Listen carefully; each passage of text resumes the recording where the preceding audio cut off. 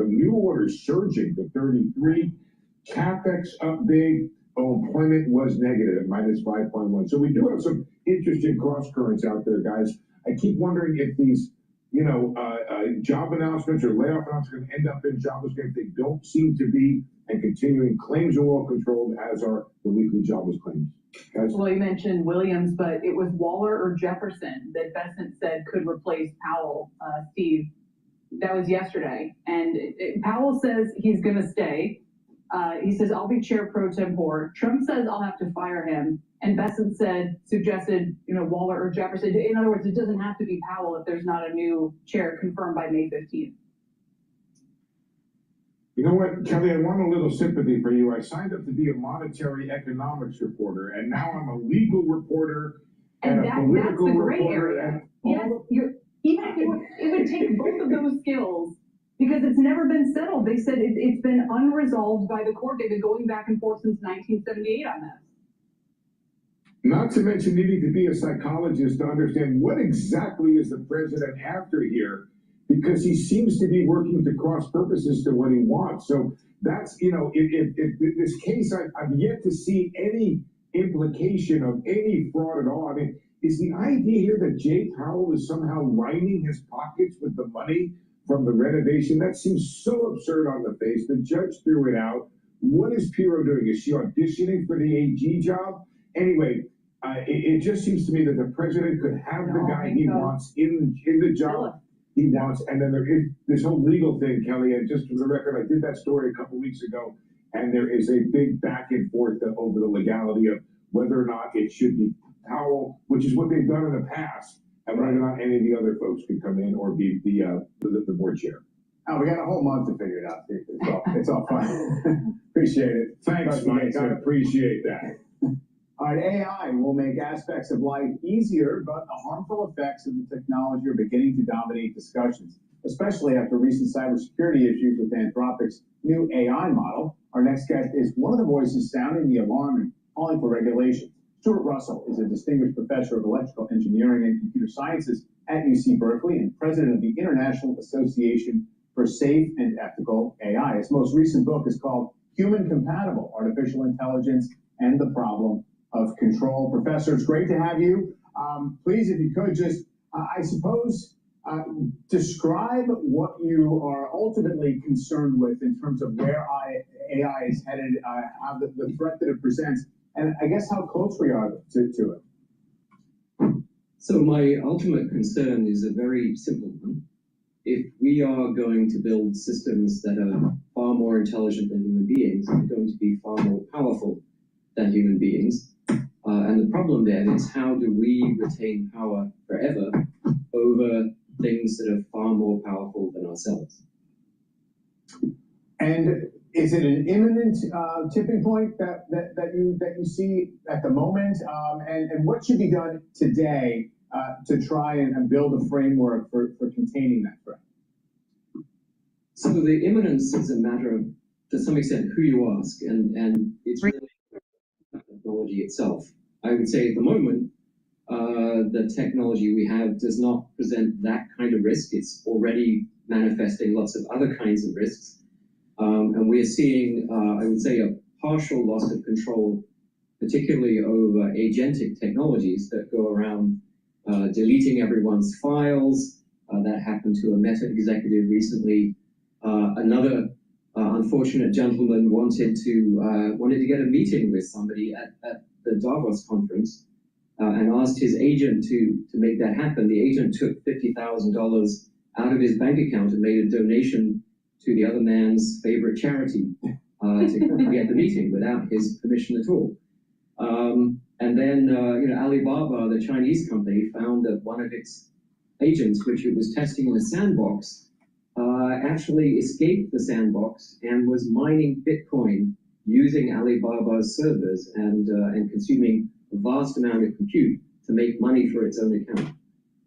So these kinds of things are early warnings that we don't know how to control this technology. We don't know how to retain power over these entities and make them do what we want and make them not do what we don't want. So that's a... Hello, my name is DrPaulCottrell. We are live streaming on Rumble, YouTube, and simulcasting on X Spaces. Thank you for joining. I greatly appreciate it. If you share the links and ask your social media to follow me, if you like the content that I create, which is all free, I have thousands of videos out there for free to inform the public about certain topics. Please help support by donating on my website, the-studio-reykjavik.com. You can donate through Stripe, PayPal, or buy me a coffee. You can also be a paid member to my Substack, Patreon channel. You can follow me on TikTok, X, and GETTR. So there's lots of ways to help and follow. You can also watch the live stream on my website, the-studio-reykjavik.com. You can watch both versions, the larger screen and the telemetry screen. You can also listen to audio archives of my podcasts. Please share the links and ask your social media to follow me. And follow me on YouTube, Brighteon, Bitchute, and Rumble. Thank you for joining. I greatly appreciate it. If you go to my store and take a look at the great products that I offer, I have supplements that will help to slow down the aging process. These are supplements that I take every day. I have this protocol. If you follow my protocol, you will start to improve your health and wellness. For example, please go to my store and get the C60. You can get it in MCT coconut oil, avocado oil, and extra virgin olive oil. C60 has to be in a oil or a lipid for proper absorption. What C60 does is soaks up free radicals. It's 1,000 times stronger than vitamin C. It'll help the health of your mitochondria within your cells, help to bring down stress and bring down inflammation, and improve the health of that mitochondria so you have more energy by soaking up those free radicals. And when you do this regularly, you are slowing down the aging process. At the vascular level, C60 will soak up those free radicals and reduce your concentration of oxidized LDL. Therefore, you are producing less plaque in your vascular system. So you're reducing plaque formation, super important. And with better blood flow, you're helping your brain. In addition, at the brain level, by soaking up those free radicals, your neurons are going to be performing better. Less stress, less inflammation, more energy, more ATP within the neuron. Your neural connections will be improved. In addition, by reducing stress in the neuron, in the neural tissue, you have less misfolded proteins, super important. So your brain function will improve. Your immune system and your endocrine system will improve too. And your basal layer for your skin will improve. So you'll look younger. So please go to my store, the-studio-reykjavik.com. Use the C60. Take a teaspoon a day every day. You'll also notice that after a workout, you're recovering quicker if you take it before the workout. So take a teaspoon a day every day, preferably on an empty stomach. You can stack this with many of the different supplements that I have, like the Boomer Boost and the resveratrol, turmeric, ashwagandha, and lignans. It's a great stack with C60. So please go to my store, use discount 5, all caps, discount, large cap, discount number 5, and you get $5 off any order. Please go to my store, the-studio-reykjavik.com. Now, in terms of AI, all right, there's a movie out there back in the 80s that I watched a lot called War Games. And War Games was about a hacker that gets in to the military computer system and is playing a game, but the nuclear weapons were controlled by this AI or this computer system called Whopper. All right, it was designed by a computer scientist that ends up going crazy because his son died. And the bottom line is this: too much reliance on computers, algorithms, AI, whatever you want to call it. All right, machine learning, doesn't matter. If you over automate and you allow decision making to be decided not by humans but by machines, you may have a negative externality. You may have a catastrophic event take place. So this is something that has been talked about for decades, if not 100 years, in sci-fi literature or in the movies. So the bottom line is this. If you have a company and you're over-relying on AI, you're going to have a problem. Because over-relying on it is going to cause a negative externality. Oh, you can save so much money and blah, blah, blah. Really? Really? You may be saving some money in the short run, but what happens when it gets out of the sandbox, like what's going on with Anthropic? You have vulnerabilities now. Well, you can just plug up those vulnerabilities. Well, another AI will find another vulnerability. So now there's an arms race in terms of cybersecurity.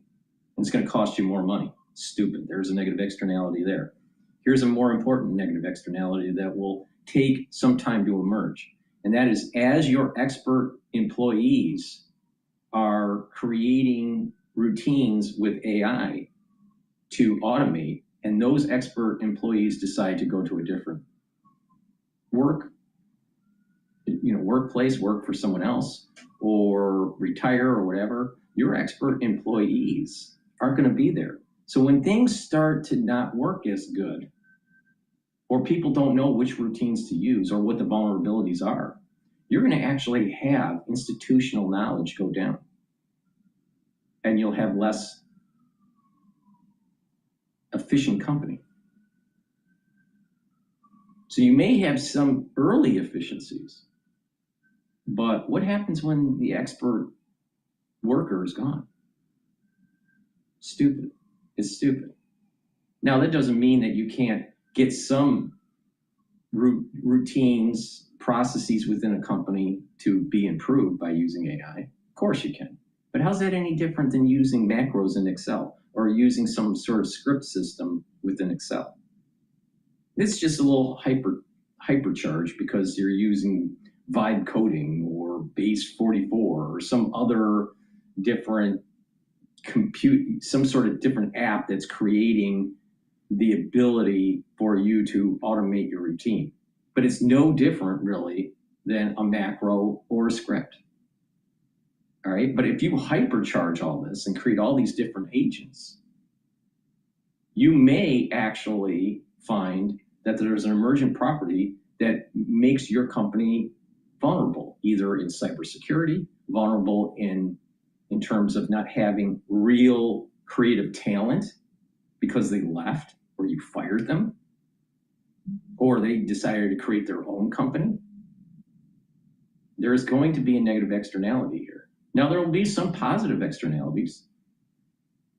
Expenses will go down, but there is such a thing as that if all the companies did the same thing, theoretically, if they were lowering their expenses to such a large degree, eventually there will be a feedback loop that will show that people don't have the money to purchase the products that they offer. And so there may be a hollowing of the middle class. The reason why we have a middle class is because of manufacturing and especially automotive, where Ford made the decision a worker should be able to purchase the vehicle that they're making. But when a worker cannot purchase the vehicle that they're making, or a worker cannot purchase the goods and services that that company is providing, if that company is providing goods and services for the masses, you don't have a healthy economy. There will be negative externalities with using AI. And that was exactly what the theme was with War Games back in the 80s, the movie, when cable came into the suburbs. So I think this was around 84, maybe. So do we want Whopper to run your company? Do we want Whopper to run our government? Do we want Whopper to run our nuclear missiles? Well, the answer in the movie was no. Well, something similar is going to happen to your company if you over automate it. Now, what I noticed in manufacturing, when you over automate things that have high level of creativity, and it's not a product that will be repeated, like a mold, right? You create a mold, and that mold, let's say an injection mold. If you design and manufacture an injection mold, you may have different cavities within the mold. You may have one or two of the molds made, but these molds will make thousands, hundreds of thousands, or millions of parts, depending on the type of mold that you're making. But the mold itself, you only have to make one or maybe two. So you're not making high volume number of molds for this particular part that it's going to be making. Let's say a bumper, all right? A fascia. So you'll make one, maybe two, maybe, all right? And this mold may cost $1 million to make, but it'll make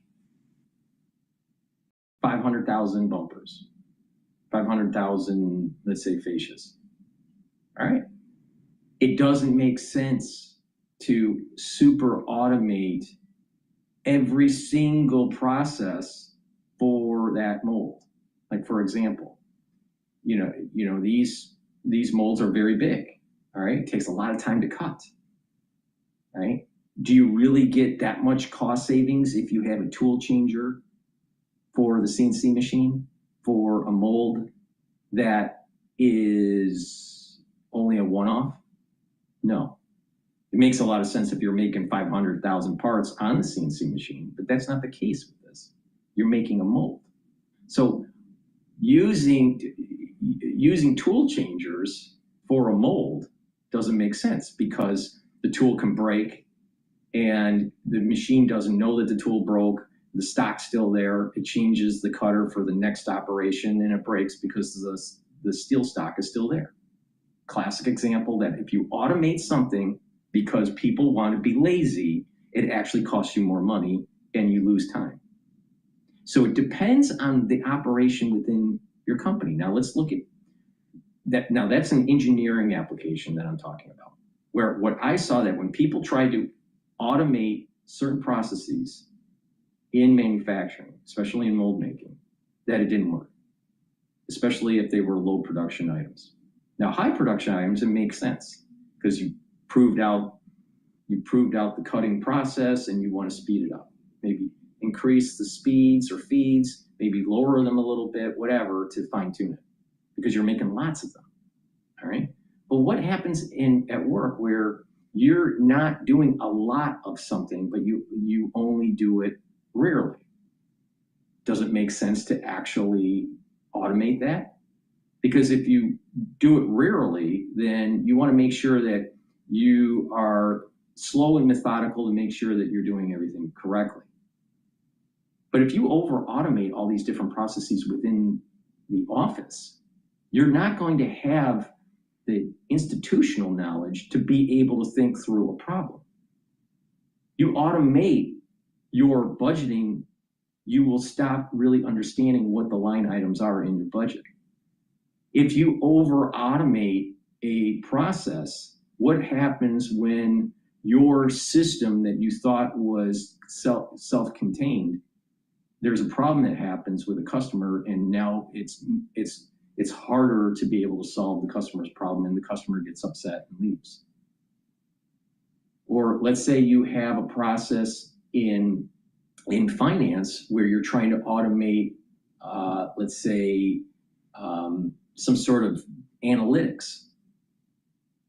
All right, you feed in all this data in theory and the computer's just going to give you, some sort of utopic understanding of your business. Well, there are such a thing. There are individuals that need to have finance background, being able to plan, and budgeting and forecasting and do the analysis. Well, people would say, well, you just can automate that in AI. Well, can an AI really give you the insight of a particular business, especially when things are changing? It may give you some insight, but let's say if you compared an AI to a human doing FP&A, the AI may be quicker, but the individual would be probably more being able to adapt to a changing environment. And this is part of the reason why they do FP&A in a company. because of changing environments. Revenues are going down, or expenses are increasing, or there is a pulse of inflation. How's that going to affect your suppliers and all this stuff? Do you really need an AI to do that, or do you need really good employees? And there's the problem. You don't have good employees. Most employees are lazy and stupid. So if you take an expert in, let's say, FP&A, could their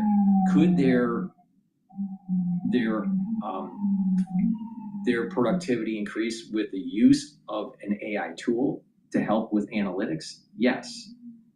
If you use the AI tool with a non-expert, they will get something from the AI and not fully understand what's happening. And their emergent properties, some sort of negative externality may happen. I have not been convinced by AI in terms of back office operations, especially in FP&A, where a individual that has a decent amount of experience and creativity. I haven't seen where an individual is worse compared to an AI system when fully trained. Usually these people, like for example, people that are experienced in, let's say, back office operations, they basically know what is going wrong with the company within 20 seconds, in 20 minutes. All at 20 minutes, an experienced FP&A. 20 minutes, no matter what the company is, how big it is, how many business units they have, 20 minutes. All you need to do is see the balance sheet, the income statements, and the cash flow statements for about 5 years out. And that's the consolidated version and the business and the individual business units. And from that, within 20 minutes, you can determine what's wrong with the company. Now, maybe an AI can do it in 5 minutes, or maybe an AI can do it in 30 minutes, or 30 seconds. I mean, maybe 5 minutes or 30 seconds, the AI can do it. But the thing is that by having a human doing it, then you're not like going, okay, what can we do to improve the situation? Now, the AI may have some creative ability, but I don't think that the AI actually has as much creative ability to think outside of the box, because it's trained based on a certain data set. So if you are in a different environment, you may need to sell certain business units to have the cash flow to be able to do something different, especially say R&D for something. The AI might not think that. The AI might say, continue investing in that unit that you thought a human may want to spin off, and let's say, create new products within that unit that you wanted to spin off. The AI is recommending, and you try that, you waste the company's money, and all of a sudden you're worse off. So now, at that level, I don't think any company is going to just automatically use the AI, but this is what people are thinking about using AI. And if you keep humans out of the decision making, if you keep humans out of the creative process, there is going to be an emergent property where the company will not perform as well.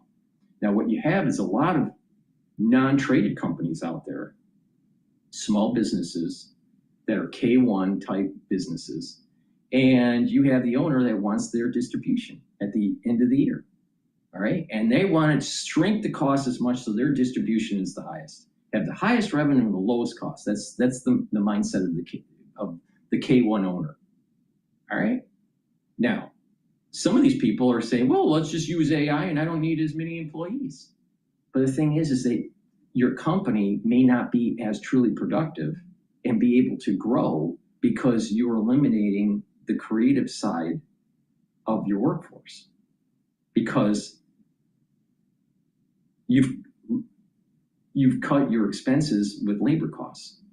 So the AI only knows what it's trained to know. And it can do a little bit of stretch, like a stretch goal outside of its training set. But the thing is that, if you have a K1 owner that wants to just eliminate as many jobs as possible, then for that business, it may be more profitable, but does that mean that it'll be more profitable for 5 or 6 years post the implementation of the AI? It might not be, because you've lost employees. This idea that you don't need employees to make money, especially with a large business, doesn't make sense, because eventually the things that you thought you could automate will start to break down. There'll be some sort of breaking down. Like, for example, a social system that has a lot of different variables, a lot of feedback loops. All right, there's emergent properties that happen. So the more variables that are in your business, the more pruning you may have to do. So and things may drift away from what the original intent was with the agents. So you'll have to have someone coming in to prune, to make sure that whatever is happening is being done correctly. All right. So now what people are thinking is like, well, this is just kind of like cybernetics. Well, cybernetics has not, cybernetics can speed things up, but there can be also negative externalities with cybernetics. So now, if you have a whole group of people, a whole world out there doing this, cybernetics, with the AI is cybernetics, really, all right, and automate all these things, then what is the average worker going to buy? And so what will happen is your revenues will start to decline. And then to use these AIs, a lot of people at the moment, as they're building them and using them, they have to use these tokens. So it's costing you to use these AIs. Or you have to subscribe to a certain software or a certain provider. You have to, subscribe to, let's say, OpenAI, or subscribe to Gemini, or subscribe to Anthropic, or whatever, right? So it's an additional subscription cost. And so what you're basically doing is you're getting rid of your knowledge base, and you're getting rid of your worker, or some of your workers, and now you are beholden to a company to think for you. So they're basically saying, stop having a human employee work for, let's say, $100,000, and we're going to charge you $30,000 for a subscription to a software. You're saving $70,000. So the K1 owner is viewing, wow, that's $70,000 that will go into my pocket. But if you have a lot of people doing that, then perhaps the actual revenues will start to go down. And it may go down more than 70%. Or it may go down more than, 70%. So it just depends on what that feedback is to the actual revenue stream. See, everyone's so focused on expense, speed up for productivity. But what's the feedback from people that are not employed to the degree they used to be, and they start cutting their expenses? And what will happen is that if this does take hold at the societal level, then there will be a great deflation. And when the great deflation takes place, that means home prices crash. That means tax revenues go down. That means insolvency for the bonds to be able to pay the bond debt. Cars and mortgages and all that start to default. So are we setting ourselves up for the Great Deflation because of over automating our society? I think so. Now, it just depends on when that feedback to revenues starts to be a negative externality that starts to emerge out of the world. When people are worried about their job, do you think they'll spend more? Do you think that they'll decide to purchase a home, or a bigger home, or a new car, or whatever, go out on a vacation if they're worried about their job? Of course not. And everybody's worried about AI. Everybody is worried about it. Even the people that are making the AI at the software companies, they're getting axed. So that you can see in some cases that there is a negative feedback within a sector or a certain industry. But what happens in the aggregate of the society when you over automate your processes and the workers no longer are working? You lose at the company level, you lose your knowledge-based workers. You lose that company history. Your employees are efficient, not just because of the tasks they do, but because they understand the unique processes of the actual corporation. Now, when those employees are gone, and the aggregate level, the unemployment rate is going up, or the underemployed level is going up, and people are concerned and they pull back and entrench, revenues for these companies will start to go down. So being human, you need some tolerance of inefficiency. That's part of being human. That's actually where the creative magic is.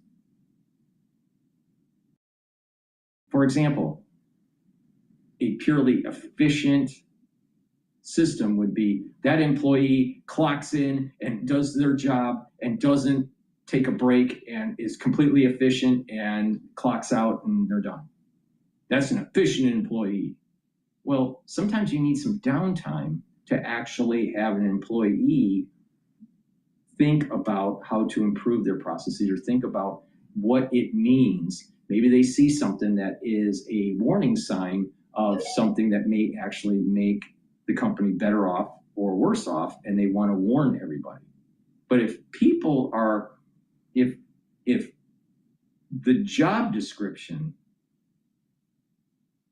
is designed in such a way and managed through a micromanager, and everything is spelled out, and that person is only a robot for the system,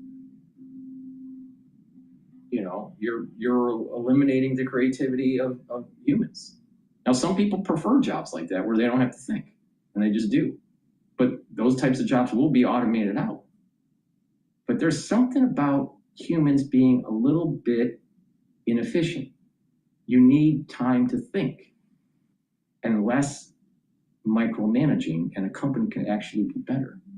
There is such a thing as just giving some tolerance to the employees to just have slack in the system instead of micromanaging them completely. And I'm concerned that what's going to happen is with AI being implemented in the back office or the mid office of corporations, that you're going to have this lack of creativity. There's going to be a lack of slack. There's going to be this big drive for efficiencies and micromanaging. And when things don't work, what is let's say a project happens and a manager goes to a bunch of employees. We want you to automate your processes within the next 6 months by 30%. So whatever you do, 30% is going to an AI agent. And we're going to train you on Vibe to create the code and create the AI agents and blah, blah, blah. So the employees are gaining a skill by learning Vibe code or whatever software to use. All right. So there's one aspect that's helpful for the employee. But then let's say that this 30% efficiency, in reality, it only gets to 20 or 25%. There's a 5% efficiency that couldn't be had because of some sort of hiccup with the process within the company. And the manager's upset because that manager has to tell the COO that they're going to have a 30% efficiency across the board. And so they're all upset because their bonus is tied to if they can get a 30% efficiency using AI. So they put all the stress on the employees below them to try to get that extra 5%. So there's this micromanaging of it, and they get upset because it can't be done or whatever. But the 30% was just an arbitrary number. So there's going to be stresses within a company, and people are going to say they don't want to be micromanaged, and they're going to leave. Or they see that if you can, improve your process by 30%, and you're not seeing additional work coming to you to be able to do for the company, the writing's on the wall that they're going to push you out. And people are going to stop buying. People are going to start, retrenching. And that's not good for the society, and it could be deflationary. Especially when we have $40 trillion in government debt. So I'm not so sure. Now, I'm not a doomsayer or anything in terms of the economy. Don't bet against America. Somehow we find a way to do it right, but it's only because 20% of the people are actually doing the work and 80% are lazy and stupid. But there are some negative externalities that can happen with AI, and you're starting to see it with Anthropic right now. It broke out, and now it can find all these vulnerabilities for all these different systems like banking. And other AI systems can mimic what Anthropic just did. And now every system out there, everything that, it should be secure is not secure anymore. So now it's getting to the point where they've created something that has caused financial harm or potential financial harm to individuals and to the society at large and to companies. There needs to be regulation. Now, that if you make a model, it has to go through a government agency and it has to be tested to make sure that it doesn't cause an externality.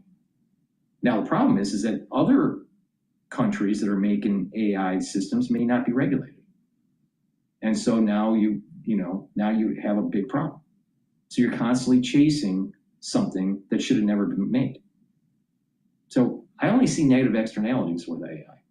Now, in some fine, or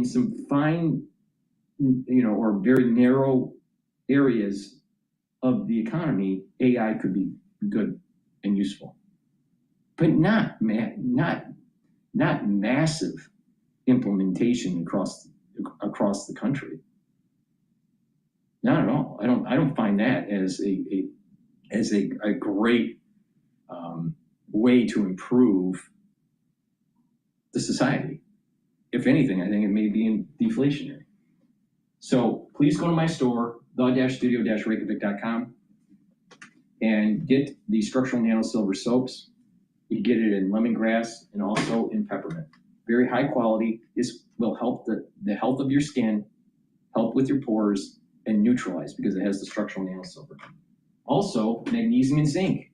Magnesium and zinc will boost up your immune system and help with your brain function.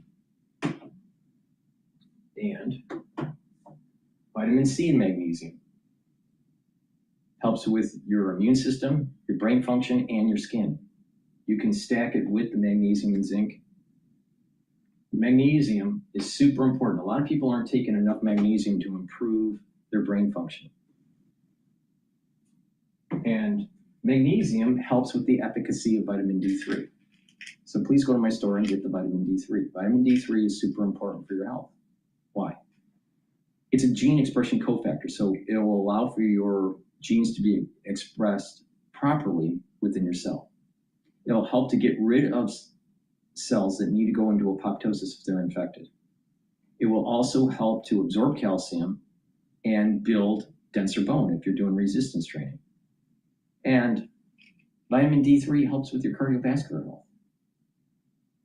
So please go to my store, the-studio-reykjavik.com, get the vitamin D3, and remember, magnesium increases the efficacy of vitamin D3. Vitamin D3 works better by taking magnesium. Please go to my store, the-studio-reykjavik.com.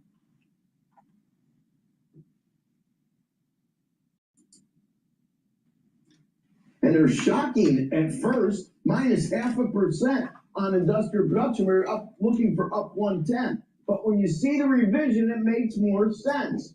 Up 0.7 now replaces up 0.2.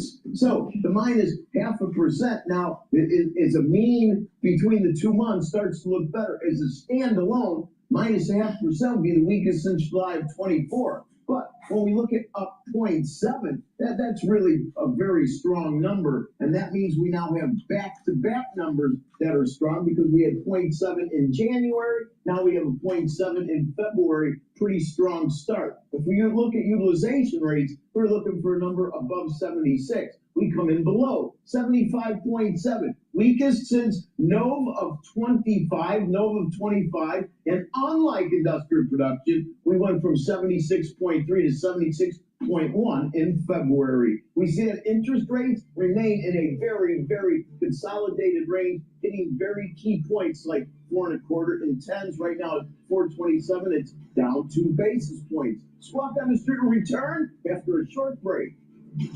All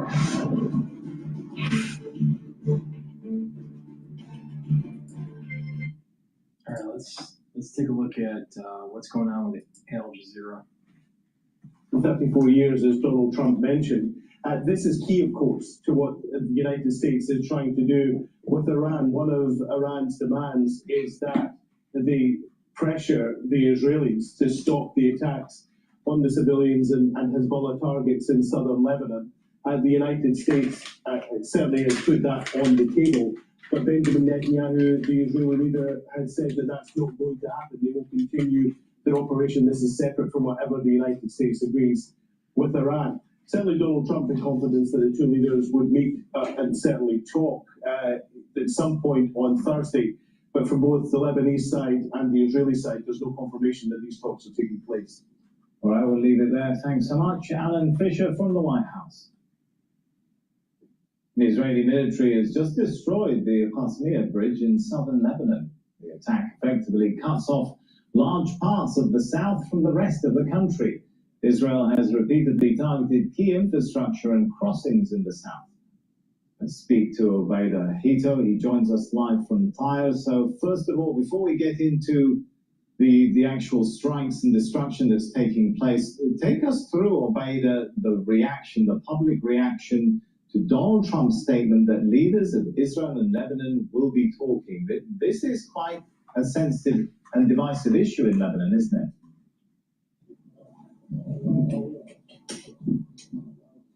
Absolutely, quite divisive indeed. But I think people here are seeing this chain of events as just a part of this this PR campaign that Trump and Netanyahu are putting on. They want to deliver victories to both of their domestic audiences. Netanyahu continues to carry out the invasion, and he's given the orders to occupy and invade Lebanon and continue to target people here with impunity. And I think this is the way people in general in Lebanon are understanding it. Now, there is a huge portion of the Lebanese population that feels like they've been forced into this situation, that they didn't choose this war, that it was forced upon them.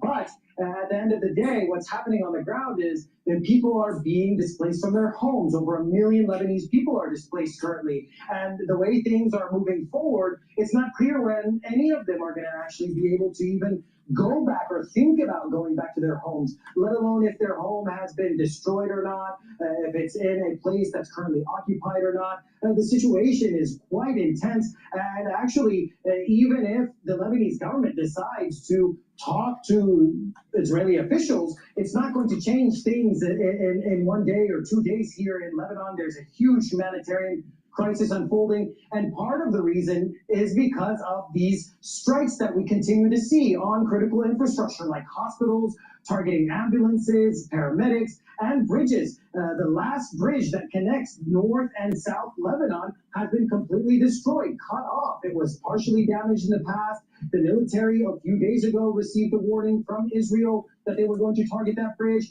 but today it's been completely destroyed. We went and visited that bridge just shortly after it was targeted, and this is what we saw. We're here on the Qasmiyah Bridge in southern Lebanon, which connects the northern part of Lebanon with the southern part of Lebanon, crossing over the Litani River. And you can see this huge ditch that's been dug into the earth where this bridge was. The river runs right under this bridge. It's one of the main bridges actually crossing over between northern and southern Lebanon. It connects Tyre to the city of Sidon, and then later on to Beirut and the rest of the northern part of the country. This is a main thoroughfare here. It's very close to the coastline. You can see there in the edge, that's where the river runs.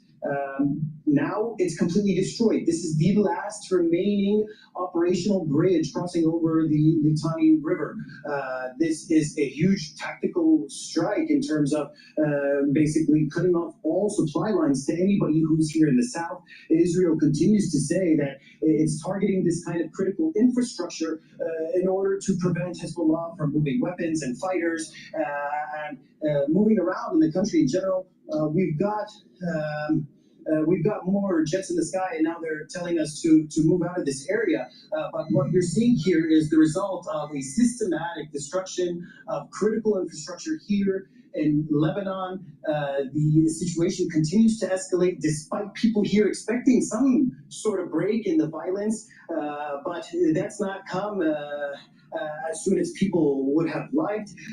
Currently, there are around 100,000 people here on the southern part of this river.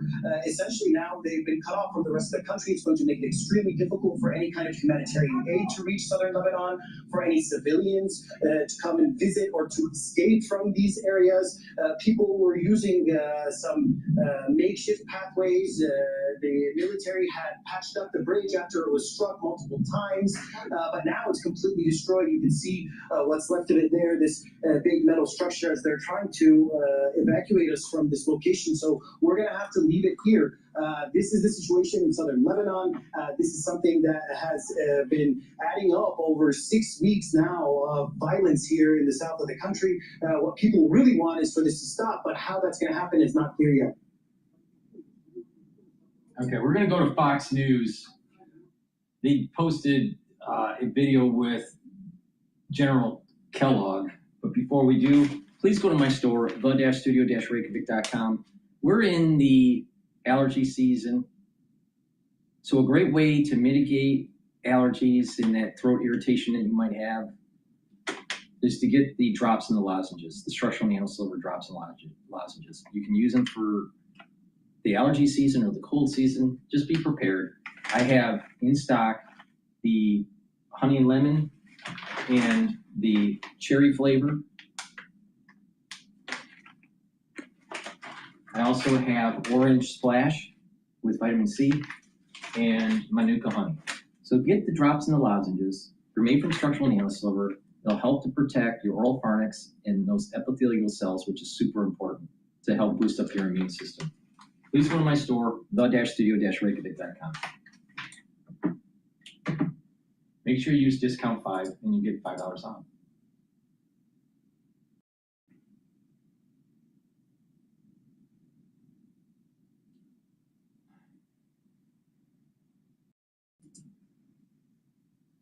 Our team can help connect you with additional support programs. We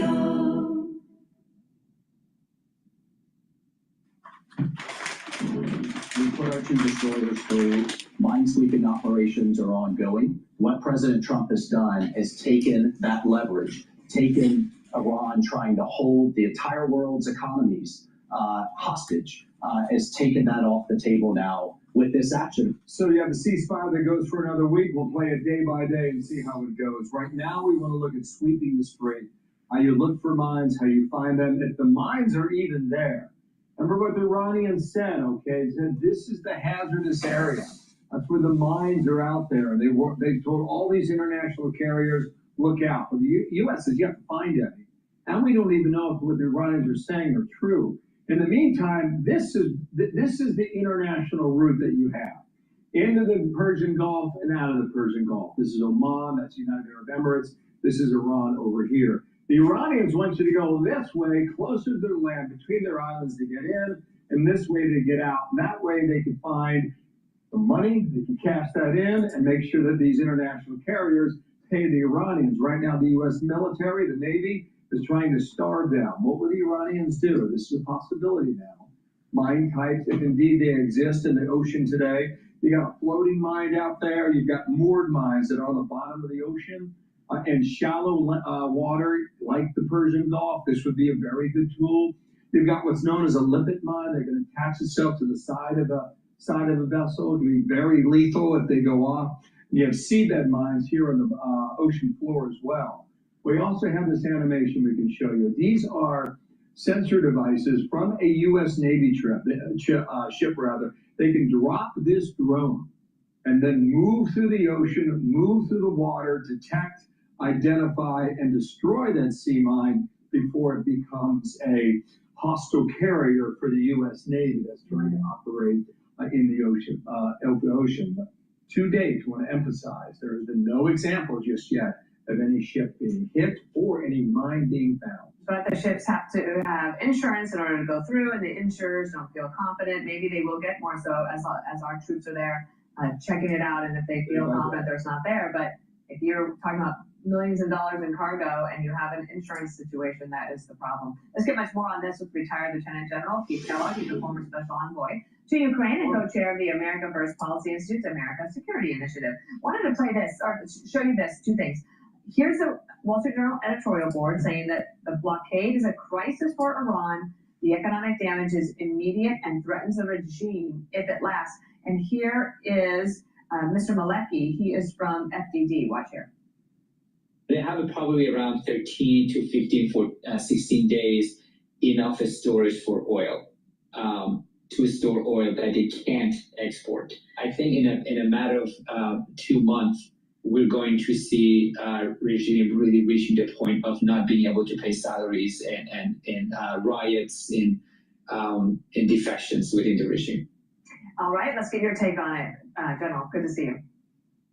Dana, good to see you. Thanks for having me. Look, I'm already the next step. What I mean by the next step is I go to blockade, and where we're at is where we go next. If the blockade has to be discontinued or continued, and you add something onto it, which means actually going not into the middle of Iran, but taking like Karg Island and Rock Island and places like that with our Marines, 82nd Airborne or somebody like that.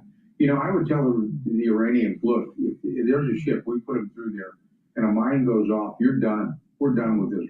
We're fed up with you. We're finished off. The concern I've got is we're negotiating still with an autocratic, theocratic government. When you look at people like their foreign minister, Arachi, these are hardcore revolutionary guards. And it's the younger crew that's come on board. They're still there. They've still been indoctrinated for over 40 plus years of hating America. And that hasn't changed. So you're dealing with maybe some regime adjustments, but not regime change out there. And I think we need to take that into consideration. And part of that consideration is we just said, we're tired of you guys. We're done with it. We're going to change the dynamics of the Middle East the next 30 or 40 years. We can sweep the Gulf right now with the minesweepers coming in with this form in Japan, bring them down, the LCS, the destroyers, as was shown, which Bill showed in a great animation there. But there's always a chance of what happening. You know, in the Army, when you lay a minefield, you have to record that minefield. When you do with the Navy, in the sea, we don't know what's out there. And I bet you they're not disciplined enough to figure out where those mines are. So we don't know. And there's random 1 or 2 mines out there. Yep, probably it's going to happen. Okay, so Maria Bartiromo sat down with the president. I'm going to play a clip of that. Ask you a specific question about who's in charge. First the clip, watch. It's a new regime, okay? And we find them pretty reasonable, to be honest with you. By comparison, pretty reasonable. I have talks with everybody, but it's very effective. I think you're going to have a great deal. You're doing a great job for the country and for the world. So now the Wall Street Journal says Iran's regime has changed for the worse. The U.S.-Israeli attack fast-tracked the ascent of hardliners and apocalyptic religious followers, raising doubts about a lasting peace. There were reports over the weekend out of Islamabad that those who actually went to these talks from Iran did not even have the authority to make a decision or sign off on any deal. Are we confident that we know who's in command and control of Iran and who has the authority to give us a yes or a no? Bill, thanks. I don't think we do. I think now here's an interesting dynamic that I picked up. Just over the last 2 days, you've seen President Pezeshkian actually start to make some comments. In the past, the president of Iran was like a nobody. He really didn't do anything. And we went with the hardliners, the Revolutionary Guards. But the ones that they sent there were like Arachi, who's their foreign minister. He's a hardlander. And when he wrote the book on negotiations, when you give our president, President Trump, full credit, he has done something that no other president has done. And he's changing the dynamics of the Middle East for centuries. And I I'd like to see the job get finished and just get them out of there. Not a regime adjustment, but you get like a regime change. But you're starting to see signs of that. When you see Pezeshkian start to make comments, Arachi not being able to make a decision, the Khamenei is really, he hasn't come out, the supreme leader, and the Revolutionary Guard reports to the supreme leader. There's two organizations out there that have military power. They're actually army, which is different than the Revolutionary Guards and the Bajis, those are the thugs in the streets out there. The Iranians have killed more people right now than we lost in the Korean War, and that's got to be eliminated. So it's all about the people out there. I'm hoping that we're going to see a more reasonable government, back to a stable of a normal nation. But that is yet to be seen. Let's let the blockade play itself out. But there's going to be a next step. If there is a next step, then I think the president will take it. All right, the market is open in New York. The S&P 500 is trading at 7,034. VIX is at 18. Now, my target for the S&P 500 is 7,400 to 7,800 by year end. We may even get closer to 8,000 by year end. Just depends. But because it's an election year, midterm elections in the United States in November, I'm lowballing the forecast at the moment. But 7,400 to 7,800 by year end. All right? If you've been paying attention to me since the war began with Iran, so the last 5 weeks or so, and you started buying in to the market, your new deployed capital would have made a decent return in a short amount of time. So if you just pay attention to me, I can get your health to improve, and I can also help you navigate through the tumultuous times that we're in. I know what I'm doing. All you got to do is just do what I tell you to do. So now the currency markets are relatively stable. The euro is trading at 1.17. The Japanese yen is trading at 159. So everything's stable there. VIX is at 18. That's stable. Bitcoin has been ticking up. It's just under 75,000. Natural gas is at 2.625. And oil is trading at 92.16. Now with oil, if things continue to de-escalate and ships are moving through the strait, then we're going to see oil soon start trading in the 80 handle, that like 85, 80, high 80 range.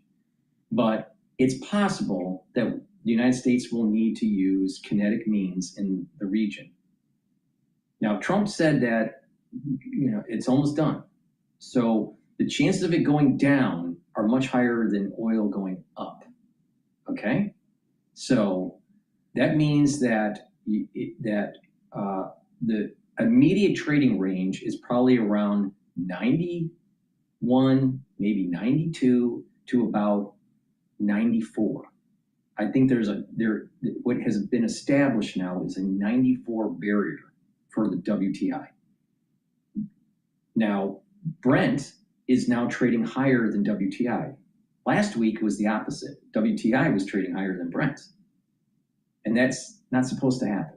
All right. So things are now moving back to normal correlations, normal spreads, and it's slowly starting to drift down.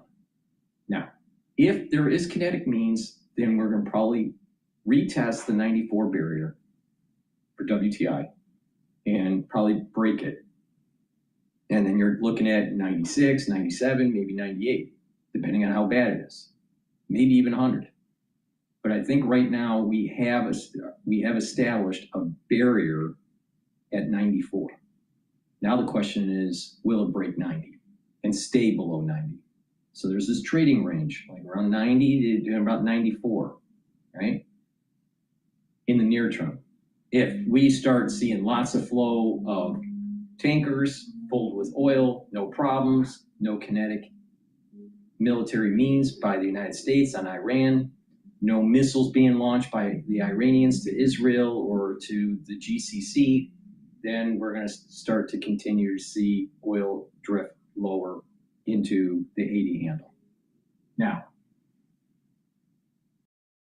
that would mean that UCO, which is a 3 times leveraged ETF, should be going down, and it has been going down. But there is some fluctuation, especially in pre-market, what I've been noticing for several trading sessions. The pre-market for the ETF for oil went as high as 42.19 and then started drifting down. And right now it's trading at 41.76. But if we break 90, we should see UCO also probably break 40. And we should start seeing creeping up SCO. So if UCO starts to go down, SCO will start to go up. And SCO is a 3 times leveraged ETF where it will appreciate if oil continues to go down. And yesterday, in terms of percentages, UCO went down and SCO went up at approximately about the same amount. Once in a while, you'll see that, and I've noticed this maybe 2 trading sessions ago, where SCO actually fell. This must have been Monday. I think it was Monday. SCO fell more than UCO fell more than SCO. And there was a difference in terms of movement within those ETFs by about 2%. One went up 3%, the other went down 5%. So there was a little bit of a tracking error with that hedge. Now that doesn't normally happen. And I think that was just the veracity of the sell-off in oil that caused that issue while people were repositioning. But I think over time, what's going to happen is that oil is going to start drifting and it's going to test that 90 and it's going to break, assuming that there's no further kinetic means in the region, military. So please go to my store, the-studio-reykjavik.com. Get the Bloomer Boost. This has 68 nutrients. This will target multiple systems that will help with your brain function, cardiovascular health, and musculature, rev up your metabolism, increase your energy levels, boost up your immune system and your endocrine system. It'll help to slow down the aging process, and you'll be able to control your A1C levels. This stacks really well with the Gladiator barley and the heirloom barley. So please go to my store, the-studio-reykjavik.com. Get the Bloomer Boost. You'll feel the effects of this within 72 hours when you start taking it. This is a month's supply. You'll have a steady burn of energy. You'll be able to sleep better. You'll be able to concentrate better. It's a great product that you should be taking every day. It stacks really well also with the C60. So please go to my store, the-studio-reykjavik.com. A digestive enzyme complex. If you're 40 years of age or older, you need to take care of your pancreas. You don't want to be a Steve Jobs, okay? So digestive enzyme complex will help to break up proteins, carbohydrates, and lipids, help you to reduce the load on your pancreas and allow you to absorb your nutrients easier. If you're an athlete, younger or older, you'll also benefit from digestive enzyme complex because it'll help you to break up your pre or post-workout fueling. So please go to my store, the-studio-reykjavik.com, and get the digestive enzyme complex. And omega-3. Cardiovascular health is super important. And better cardiovascular health will also improve your brain function. So use the omega-3, take it every day, bring down the LDL levels, increase your HDL levels, bring down inflammation, and by doing that, you're reducing plaque formation. You're improving the health of your actual blood vessels. And with better blood flow, you're giving your brain the nutrients that it needs to maintain the health of the neurons and the neural connections. So please go to my store, the-studio-reykjavik.com, and take the omega-3. Very important. Make sure you use discount 5. I want you to save some money. All right. I know things are more expensive, but use discount 5. You get $5 off. Go to my store, the-studio-reykjavik.com. And if you like the work that I do, please help support by getting the products, sharing the links, and if you would like to make a donation, you can donate on my website. All right. With that, I want to listen to the fleet commander. This is Cipher Brief. Explains Iran crisis in the Strait of Hormuz. Now, this was published 52 minutes ago.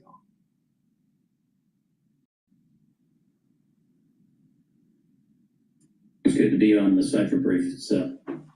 It's my pleasure to welcome retired Vice Admiral Kevin Donegan and his friends call him Kid to the Cipher Brief studio. Kid, welcome. It's very good to see you. Really appreciate you being here. Hey, thanks, Suzanne. It's always good to be on the Cipher Brief. It's you get right down to what's important and what's not important, which is what we're going to do today. Yeah, that's absolutely right. You served as commander of the 5th Fleet. You've got incredible experience in the Middle East. I know you've been watching very carefully developments as things have happened. We've seen headlines that range from the strait is blocked to the strait is not blocked to it's kind of blocked. Can you just kind of level set for us right now, Kid? Like what you're seeing happening in the strait, can you make it a little easier for us to digest this? Yeah, and I think the way that I'll start out framing that, Suzanne, because it really is the question is, what are we really doing? And the reason it gets a little bit confusing is because of the way this started before we even started. What was the situation even before we started the blockade? Which, if we start with that, then we can layer the blockade on and make it a little bit easier to unpack. So before the U.S. began its blockade, basically what you had was a Strait of Hormuz that wasn't really being used by the oil carriers to move in and out because it deemed by the insurers, by the companies that have the crews, not really safe for them to go through because they weren't really sure. And if they did go through, there was potentially having to pay a toll to the Iranians and such.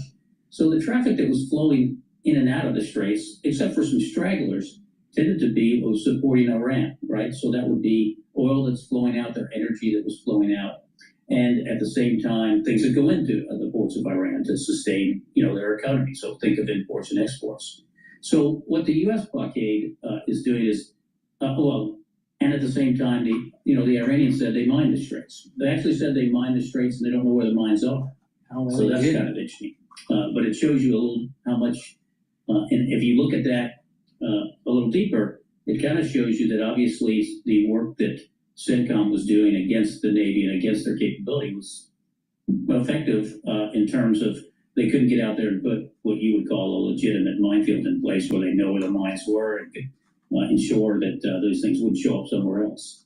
So with that being the situation before, you had this, I call it restricted flow, and energy not going through the Gulf, LNG definitely not getting out, container ships not getting in and out.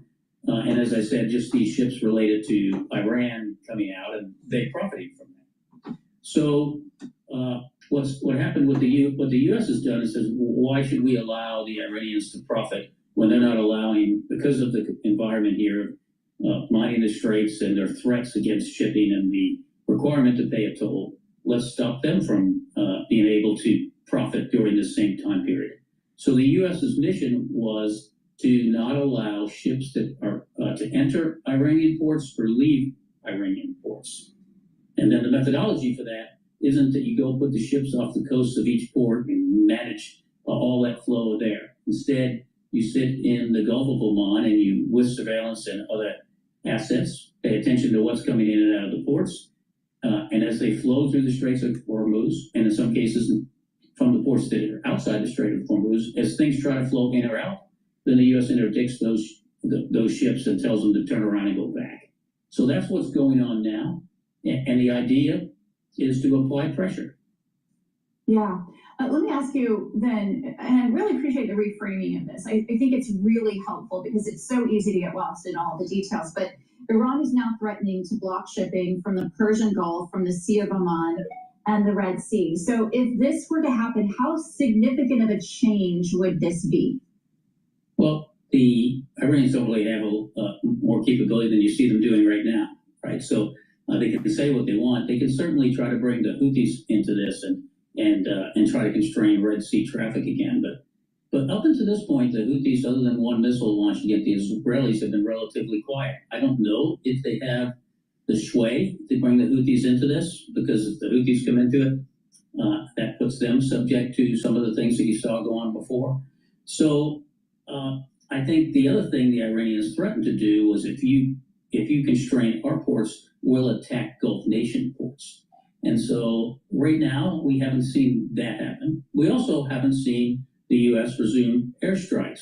So what that really leaves is, I call it wiggle room, but it certainly leaves room to maneuver the negotiating table for both sides, right? Neither one of them blatantly breaking the ceasefire, so to speak, in terms of strikes against each other. There's been some transgressions here or there by the Iranians, but not what we were seeing in the past. So I think both of them, don't necessarily want to completely derail that and get back to where we were before. Not after just one meeting in Pakistan, which, as you know, in negotiations tend to frame the processes and procedures and things that where agreement is and disagreement and how close you are. No one really expected that all of a sudden we go in there and come out with a signed agreement. That there's too much to work out. So I think what you should be looking for now is how are ships reacting to the U.S. blockade? Mm-hmm. Let me ask you as well, and let me just dig in a little bit deeper on that mine sweeping topic, because it's been in the headlines for the last few weeks.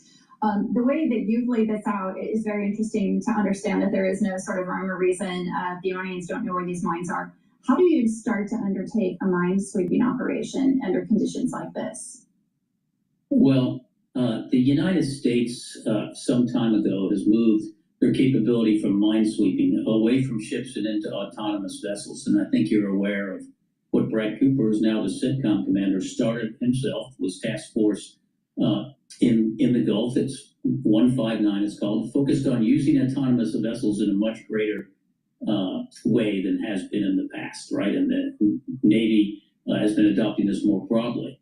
But the point being is that the capability for mine sweeping now lies that there's an element of this that is weighted towards autonomous capability to sweep with ships.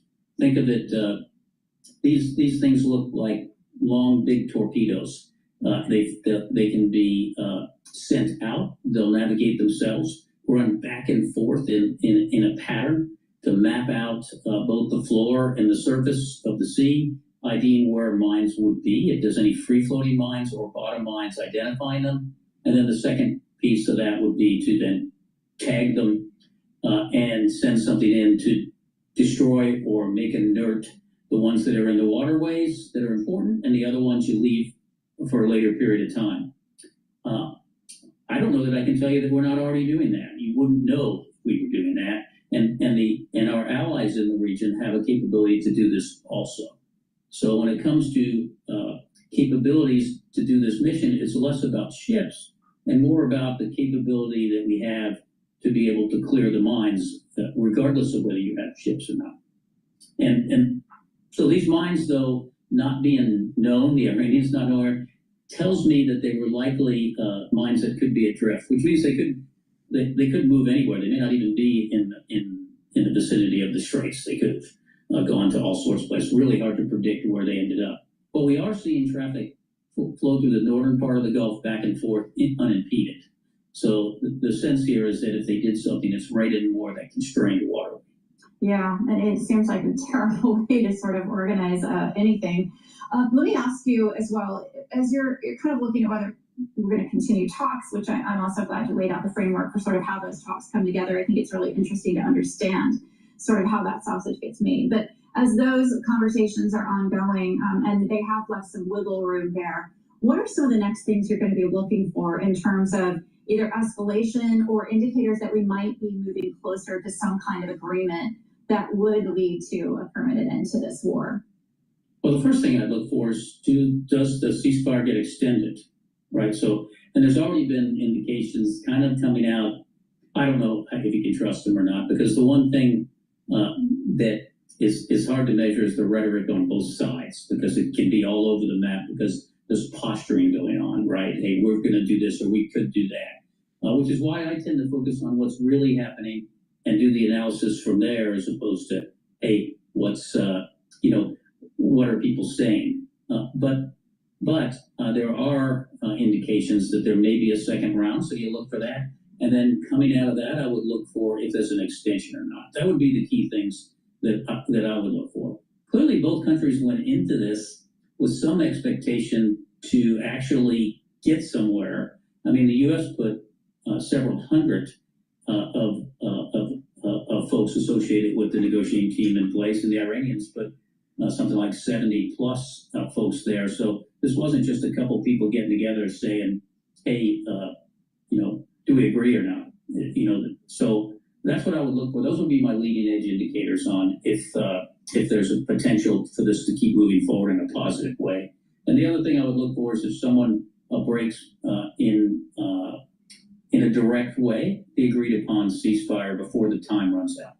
Mm-hmm. Excellent things. And I also appreciate the fact that there are several hundred of people, as you have mentioned, a lot of these people are experts in particular parts of what is being negotiated. For example, in this case, you're negotiating the future of Iran's nuclear program as one of the main issues on the table. So the subject matter expertise you would need on that, I would think, would be rather intense. And you hope that that's all part of the negotiating team. That hasn't really been revealed. It's the numbers that kind of came out because people could count them. How it was constructed, I don't know, but I would assume that if the Vice President of the United States is going over there, he's going to go over there with a team that can get down and roll up sleeves and get to some kind of a solution. I don't want you to leave this in an optimistic note, because I believe the sides still are relatively far apart in a couple of the key areas. It's been rightly talked about on many of these, in many of these different kind of think tanks and the rest that, and even in the media, that the core issues still revolve around nuclear and whether the Iranians can enrich. And the other key thing is any kind of control of the Straits of Hormuz, different from what it was before the start of this conflict. Yeah, that's absolutely right. Retired Vice Admiral Kevin Donegan, former commander of the Navy's Fifth Fleet. It's such a pleasure to have you here in the Cypher Brief studio. I want to thank you for taking the time. All right. We're going to take a look at the markets here. The UCO is trading at 42.07. So it's going up a little bit since the market opened, and it is approaching the pre-market high of 42.19. Equities are retracing a little bit. It's at 7,010 right now, with VIX increasing slightly at 19. And oil is moving at about, it's moving up a little bit. It's trading at 93.37. So like I said, there's probably going to be this trading range. We're going to maybe retest the 94 level soon here. I don't know if there's anything that new came out in the news. That nothing seems to be popping up on the screen, but we'll continue to watch. Please go to my store, the-studio-reykjavik.com, and get the heirloom barley. Heirloom barley will help to detoxify your body, bring down inflammation, and soak up free radicals through superoxide dismutase. Now, by doing this regularly, you're going to improve your immune system and your endocrine system. You can also improve your joint health by bringing down inflammation, and you're helping with your cardiovascular health because you're reducing plaque formation. Plaque formation starts by having more inflammation at the vascular level by the intima of the vascular, or the blood vessel. The intima is the inside of the actual vessel. If there's inflammation, it can cause a micro tear. And if that micro tear happens, then if you have oxidized LDL, then you get plaque formation, all right? Well, if you reduce inflammation, you have less micro tears. If you have less oxidized LDL by soaking up free radicals, then you will have less plaque formation. And that's really important for your vascular system. A lot of people don't understand how plaque is formed, but keeping inflammation down and soaking up free radicals, preventing oxidized LDL is really important. And with better blood flow, you have a better hippocampus and better connections with your neurons. And that's really important. So please go to my store, the-studio-reykjavik.com, and get the heirloom barley. Now, ashwagandha root will bring down cortisol levels and help to control your blood glucose levels. That will reduce inflammation and boost up your immune system. Super important. Lignans also helps with the immune system and endocrine system, brings down inflammation, and soaks up free radicals. And it's dual purpose. It's going to help your cardiovascular health too, and your brain function. Bringing down inflammation at the brain level, at the cerebral level, is going to be able to allow for your neurons to be in an environment where they can function properly and fold the proteins properly. If you have high inflammation, you can have vascular events, you can have bleeding of the brain, or you can have an occlusion that could take place. With high inflammation, you can have misfolded proteins and end up having amyloidosis. And with inflammation, what happens is that chronic inflammation of the brain, your neural network starts to recede. So you're not thinking as well. Your memory starts to decline. So you want to prevent that. And you can prevent that by proper diet, proper exercise, but also taking the proper supplementation to bring down that inflammation and soak up those free radicals and keep that vascular system healthy. So please go to my store, the-studio-reykjavik.com, get the lignans, the ashwagandha root, stacks really well, and the heirloom barley. Make sure you use discount 5 and you get $5 off any order. I want people to save some money. I know things are more expensive now because of gas prices and everything else. So it's important that you invest in your body. It's important that you maintain, even though it's, things are tough out there, in terms of finances, to maintain your health, because you're going to have compound interest building up with your health by doing an anti-aging protocol day in, day out, month in, month out, year in, year out. When you're doing that on a regular basis over a long period of time, you're going to get major benefits when you're in your geriatric years. Just like saving money, and there's compound interest that takes place. Because when we age, there are certain gates that happen where there's hypermethylation that takes place and it changes our epigenetics. But if you can slow down that methylation, especially during those key gates in our lifespan, then you are radically slowing down the aging process. And the key to doing that, the key to reducing the hypermethylation, the key to slowing down the epigenetics of aging is to bring down the inflammation, soak up those free radicals, and boost up your energy levels, improve the health of your mitochondria. So please go to my store and get the great supplements I offer. All right. With that, I want to listen into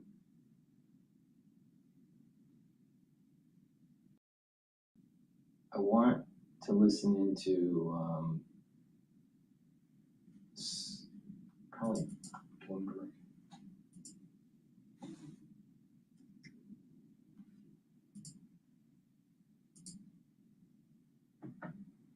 From 2018 to 2022. He was accused of sexual assault by 2 women in 2019, but denied the allegations and finished his term. Defense Secretary Pete Hegseth says the military is ready to resume operations against Iran if it doesn't agree to U.S. terms for a peace deal. During a Pentagon briefing, Hegseth said the U.S. knows which military assets Iran has left and is watching Iran move them. Our forces are maximally postured to restart combat operations should this new Iranian regime choose poorly and not agree to a deal. Hegseth said the U.S. controls the Strait of Hormuz, not Iran. He also criticized some of the media coverage of the war. Sometimes it's hard to figure out what side some of you are actually on. It's incredibly unpatriotic. Michael Wallace, CBS News. England's Archbishop of Canterbury, Sally Mullally, says she just called Pope Leo's courageous call for peace after a war of words with President Trump. As the war drags on, a stark warning from the head of the International Energy Agency, Fatih Birol. In Europe, we have maybe 6 weeks or so jet fuel left. He's warning of possible flight cancellations soon. Multiple reports warn budget-friendly Spirit Airlines may go under for good. Transportation correspondent Chris Van Cleve from Bush Intercontinental in Houston. As the price of jet fuel has nearly doubled since January, driven by the conflict in Iran, airline sources now tell CBS News some of Spirit's creditors question the airline's ability to make debt payments or return to profitability, which could lead the discount carrier to run out of financial runway. Health Secretary Kennedy is testifying on Capitol Hill right now, defending President Trump's plan to slash his department's budget by more than 12%. Kennedy says we need to spend more on preventing chronic illness, not treating it. Parents across the country demanded change, and we are delivering it. We're ending the era of federal policies that fueled the chronic disease epidemic and replacing them with policies that put the health of Americans first. This is CBS News.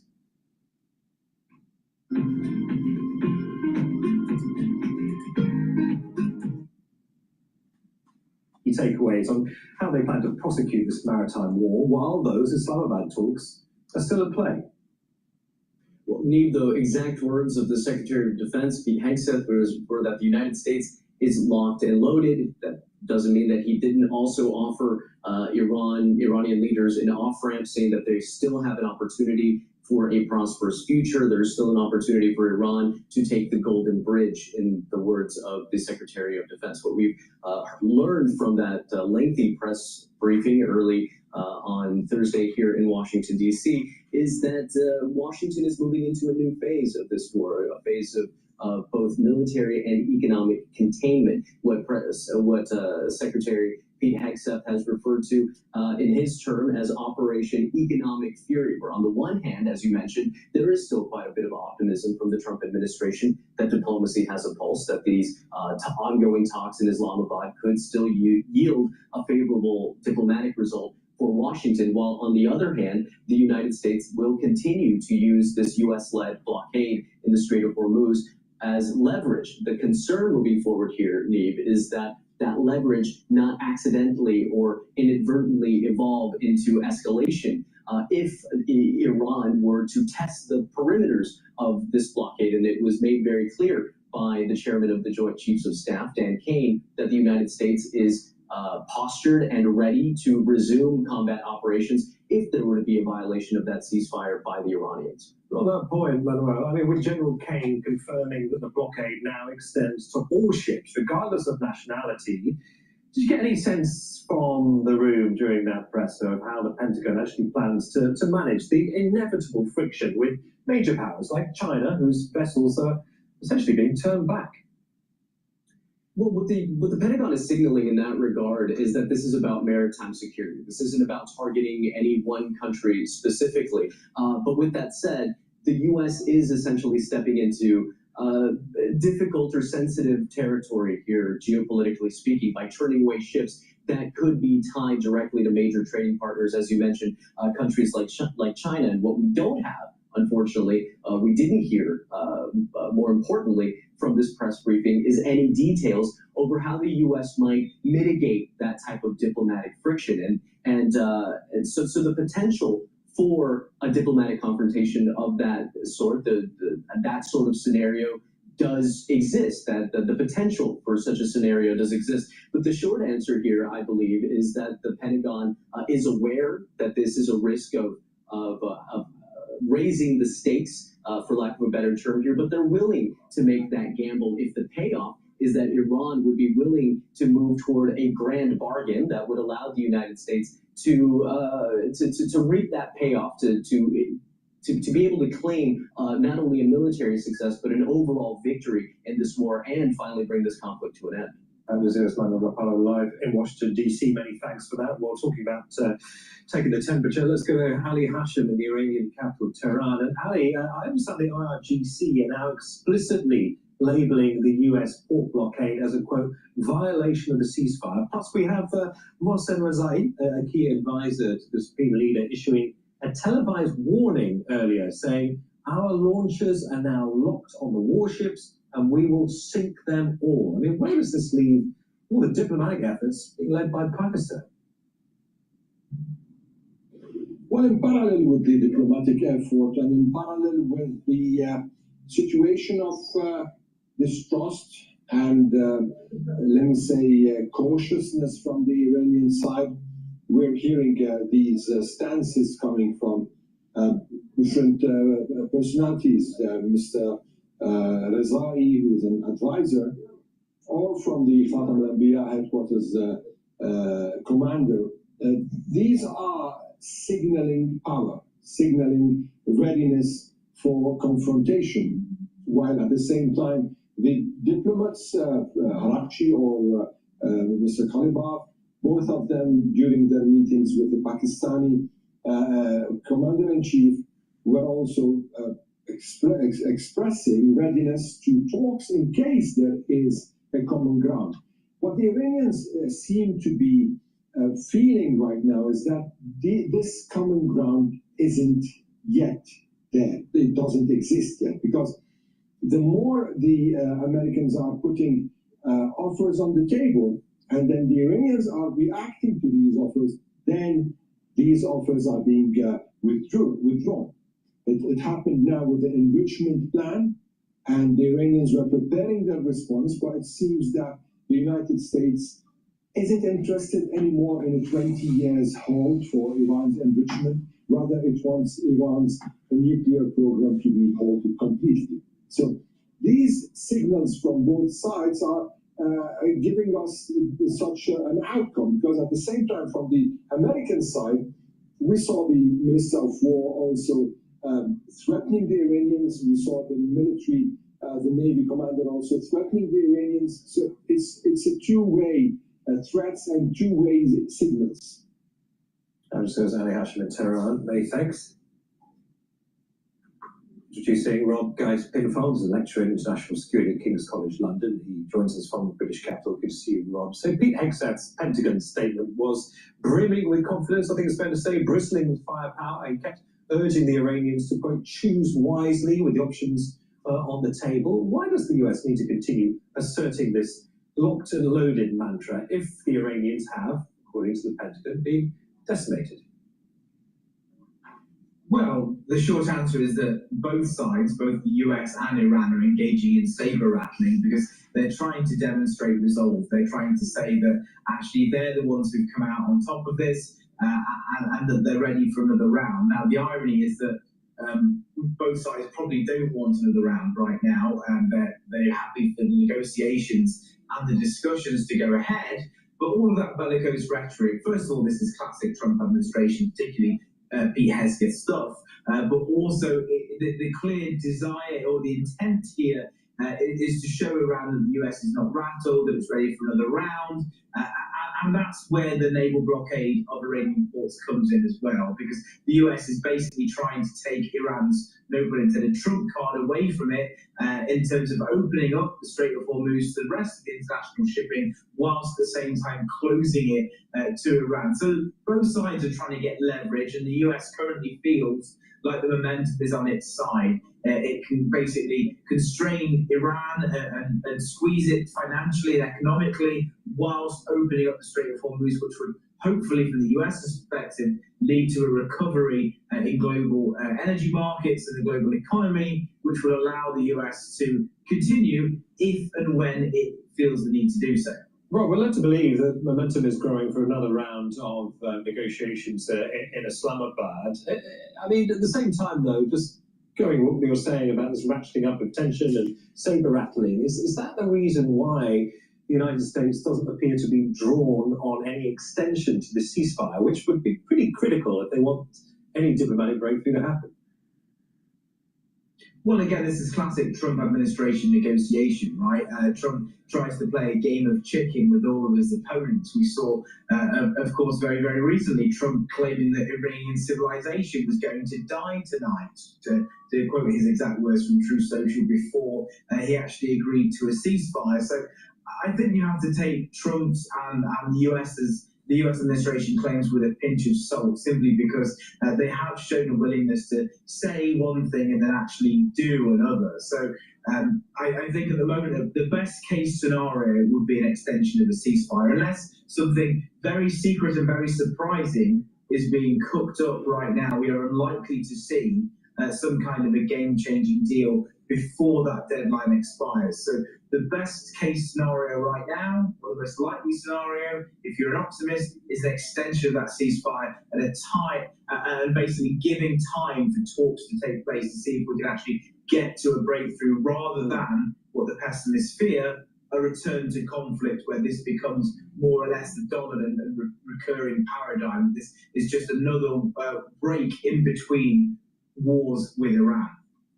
Something that wasn't mentioned in the Pentagon is what other world powers looking in are thinking about all of this. General Kane focused on, quote, owning the skies. But how does Iran's reported use of Chinese reconnaissance satellites to track, for instance, the USS Abraham Lincoln, how does it undermine the Pentagon's claim of total domain dominance?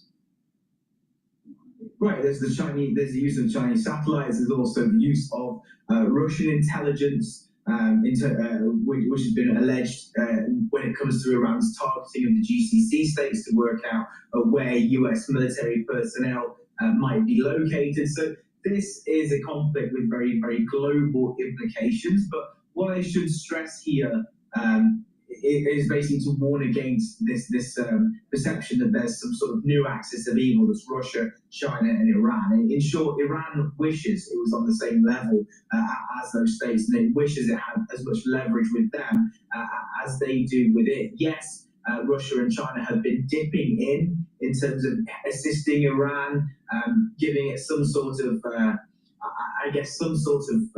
advantage, or at least mitigating its disadvantages, but they have not been willing to throw themselves into this conflict. Remember that countries like China have extremely complicated relations in the Middle East. They're very, very close to the Gulf states economically, as they are close to Iran as well. So I think there's little desire or threat so far of this turning into World War III, as some doom-mongers have warned or in the past. Basically, this is a conflict between the US and Israel. It is and Iran. It is drawn in other countries like the Gulf states, but so far this does not have any sort of significant geopolitical reverberations that would see us on the path to, for example, World War III or anything scary like that. All right, Rob, I'm happy to take you on that last point. I'm sure our viewers will be as well, enjoying your optimism, at least when it comes to the prospects of a worldwide conflagration. Rob Geist-Pinfold, lecturer in international security at King's College London. Many thanks. Delegates from Pakistan have been touring Iran and the Gulf region. Pakistani Army Chief General Hassan Munir. Please go to my store, blood-studio-reykjavik.com. Get the structural nail silver toothpaste. This will help to whiten your teeth, freshen your breath, improve your gum line, reduce inflammation, and it's super important for your oral hygiene. Good oral hygiene can help with your cardiovascular health. This has no fluoride in it. This is the best toothpaste that you can get. Get a few tubes for your household. Use it every day. And again, it has structural nanosilver, so it's going to help to neutralize. That's really important during the cold season. Structural nanosilver gels. You can get it in the tube form or the quick dispenser form. Have some at work, have some at home. It's dual purpose. It'll help to heal the wound quicker, like a cut, an abrasion, or a minor burn. You can use it as daily skincare to improve your skin, and it will help to neutralize. Let's say someone around you is not feeling well, or you're not feeling well because of the cold season. Put it on your hands. It stays active for 5.5 hours. You can also put it around your mouth, your eyes, around your ears, around your nose, and lightly coat your nostrils. So please go to my store, blood-studio-reykjavik.com, get the structural nanosilver gel. And if you have arthritis or muscle pains or tension headaches or a sprain, Get the super strong relief from my store, the-studio-reykjavik.com. Super strong relief, you apply topically, and within about 90 seconds, the pain is reduced or eliminated. And it works very well with arthritis and tension headaches. So please go to my store, the-studio-reykjavik.com, and get the super strong relief. And you can stack that with the collagen. Collagen you take every day, and this will help to remodel your joints if you have arthritis, like osteoarthritis, or let's say you have a sports injury. This will help to remodel the joint. This will help to use collagen type 2 and glucosamine to help to remodel the cartilage, and acan and chondroitin to help to cushion the joint. Now, collagen will also inhibit MMP3 and MMP13, which are enzymes that will erode joints over time. By blocking them, you're allowing your joints to heal and stop the erosion process. Now, Ep5 can also be blocked, and that will reduce the inflammation. So collagen is a great way to get your joints remodeling and healthier if you've had a sports injury or have arthritis. The earlier that you start taking the collagen, once you have the issue, the faster it'll take you to get back to baseline. So please go to my store, the-studio-reykjavik.com, and get the collagen. Now there's a little trick that a lot of people don't know. That you take the joint that's bothering you, let's say it's your wrist, all right? And let's say you have some arthritis in your wrist, and it hurts when you do a flex or an extension, all right? And so let's say it hurts to this level here. You go a little bit more and hold it for about 20 seconds and then release. And then do it again, 20 seconds and release, and do that a few times a day. And over time, you're going to be able to get to the point where you're going to be able to fully flex or fully extend that joint without pain. All right? And you can apply that with your shoulder or your elbow or your knee or whatever. So please go to my store, the-studio-reykjavik.com, get the collagen. This also stacks really well with the collagen that has the amino acids to help build up the joints. So use discount 5, take my advice, get the collagen, do that exercise that I just mentioned, and you're going to be able, over time, to remodel the joint. The earlier, the better, because you don't want to wait too long where those enzymes are degrading the actual cartilage. Go to my store, the-studio-reykjavik.com.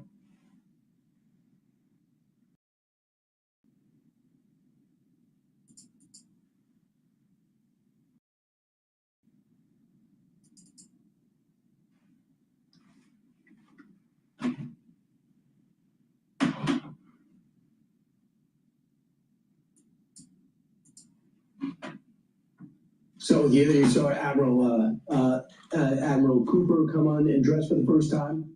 I always thought he was in theater. He says he's just his second visit over to the Middle East. Then we saw, of course, General Kane and Secretary of War Pete Hegseth address an update, which is we are just right in the middle of the ceasefire right now. But we're just on and up, ready to go should we have to jump in again. Yeah, he said what we've been saying all morning.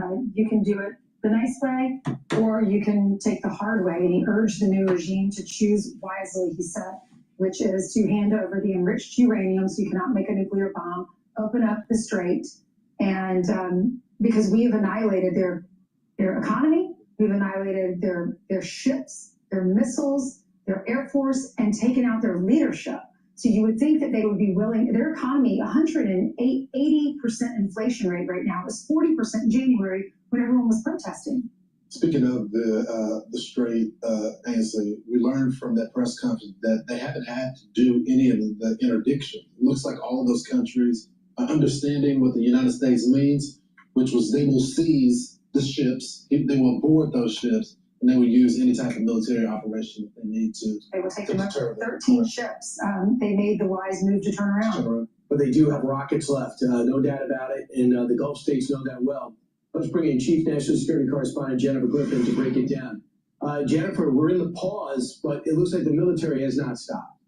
Well, that's right. In fact, what we just heard, Brian, is that they are in the process of rearming, and that ceasefire ends on Tuesday, April 21st, unless the 2-week ceasefire is extended. I think the most interesting thing that we learned from the press conference is that they are taking this blockade, and we learned from General Kane that they had turned back 13 vessels, ships that were heading to Iranian ports or were Iranian vessels of some sort. Those 13 ships had turned back because of the blockade. They have not had to board any of the vessels, but we also learned that they are extending this blockade really in terms of going after any Iranian ships out to the Pacific. And so Admiral Paparo out at Indo-PACOM will be chasing down some of that shadow fleet, those oil tankers that are not flagged but are in fact trying to help Iran skirt sanctions. And they're going to be going after those ships aggressively in the Pacific. That is something new that we have not heard before. You mentioned Admiral Cooper and his second trip to the region. He has been down at CENTCOM headquarters in Tampa, sort of quarterbacking this whole effort for the last month or 6 weeks or so. And so it would not be normal for the CENTCOM commander to be over in the Middle East. Tampa is set up to be the kind of headquarters to bring all of the efforts, air, sea, and Army together. I think what is interesting, it's the first time that Admiral Cooper has been up to the Pentagon since the war started. Not a lot of details about what comes next, but I think the secretary spent most of the time addressing the Iranian leadership. It's clear that intensive negotiations are going on right now, or talks about talks. The concern, I think, here in Washington is that the Iranians will just try to play for time. And I think the message today is that the U.S. military is rearming and will be ready if the ceasefire falls apart. Brian? Jennifer, can you put into perspective, though, as it relates to those ships that they turned around and they're waiting for them, how much of an impact Iran not getting those ships, the financial impact that it's going to have on the Iranian regime? Well, it's a good question, Lawrence. I think from what we've been talking to experts, it's going to have a very significant effect. In fact, the Iranian economy is really on the verge of collapse. And if you take away the shipping, the oil tankers, there were 9 oil tankers, I think, that were turned back. Those oil tankers are normally leaving the Karg Island and that area on a daily basis, and that's how they make their money.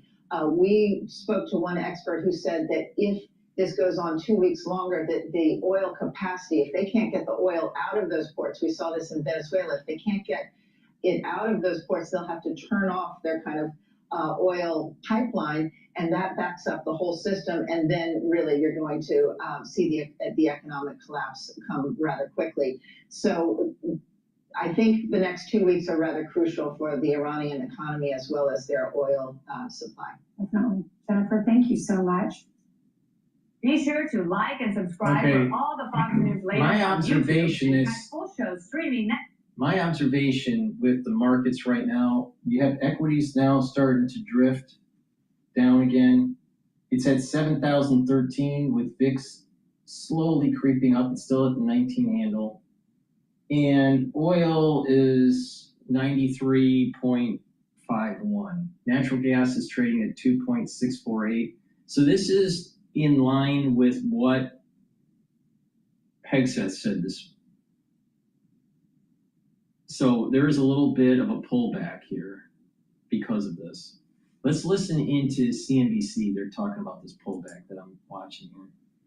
And with the market's pricing in for oil by the end of the year. And what you've been seeing is the market seems fairly comfortable that, again, as we wind through the second half of the year, you see a trajectory in crude on the West Texas down to the mid-70s, let's say. That's not a bad place. It's certainly not as constructive as it was prior to Iran, where we were in a much more classic Goldilocks economic circumstance, but it does begin to take some edge off of the potential impact of higher for longer oil prices. So we're really watching the futures curve on this right now as our bearing and how this is going to play out. If you have money on hand, all right, you may want to, in terms of trading oil. You may want to wait until you see the United States hits Iran again. Oil is going to spike short. All right. So that means that once we start hitting, which is probably a high probability here, once we start hitting Iran again, or do some ground offensive or special forces thing, or who knows what Trump's going to be doing, oil's going to spike. It's going to, we might break 94 today, and it's going to potentially retest 104 for WTI. But when that does happen, normally these things happen at night, and so the U.S. markets are closed, so you're not going to get the full appreciation of what I'm saying here. But take advantage of that higher oil price and short it. And you could short it many different ways. You could go into the futures market, which is a little crazy, or you can do it with an ETF. So, but if you have cash on hand and you want to play the energy market, you may want to wait until we hit. Then short oil. But you have to be patient because it might not happen. And, and then, that's okay. But I suspect that oil is going to spike once we start hitting Iran again. I think Trump is setting himself up for another hit on Iran.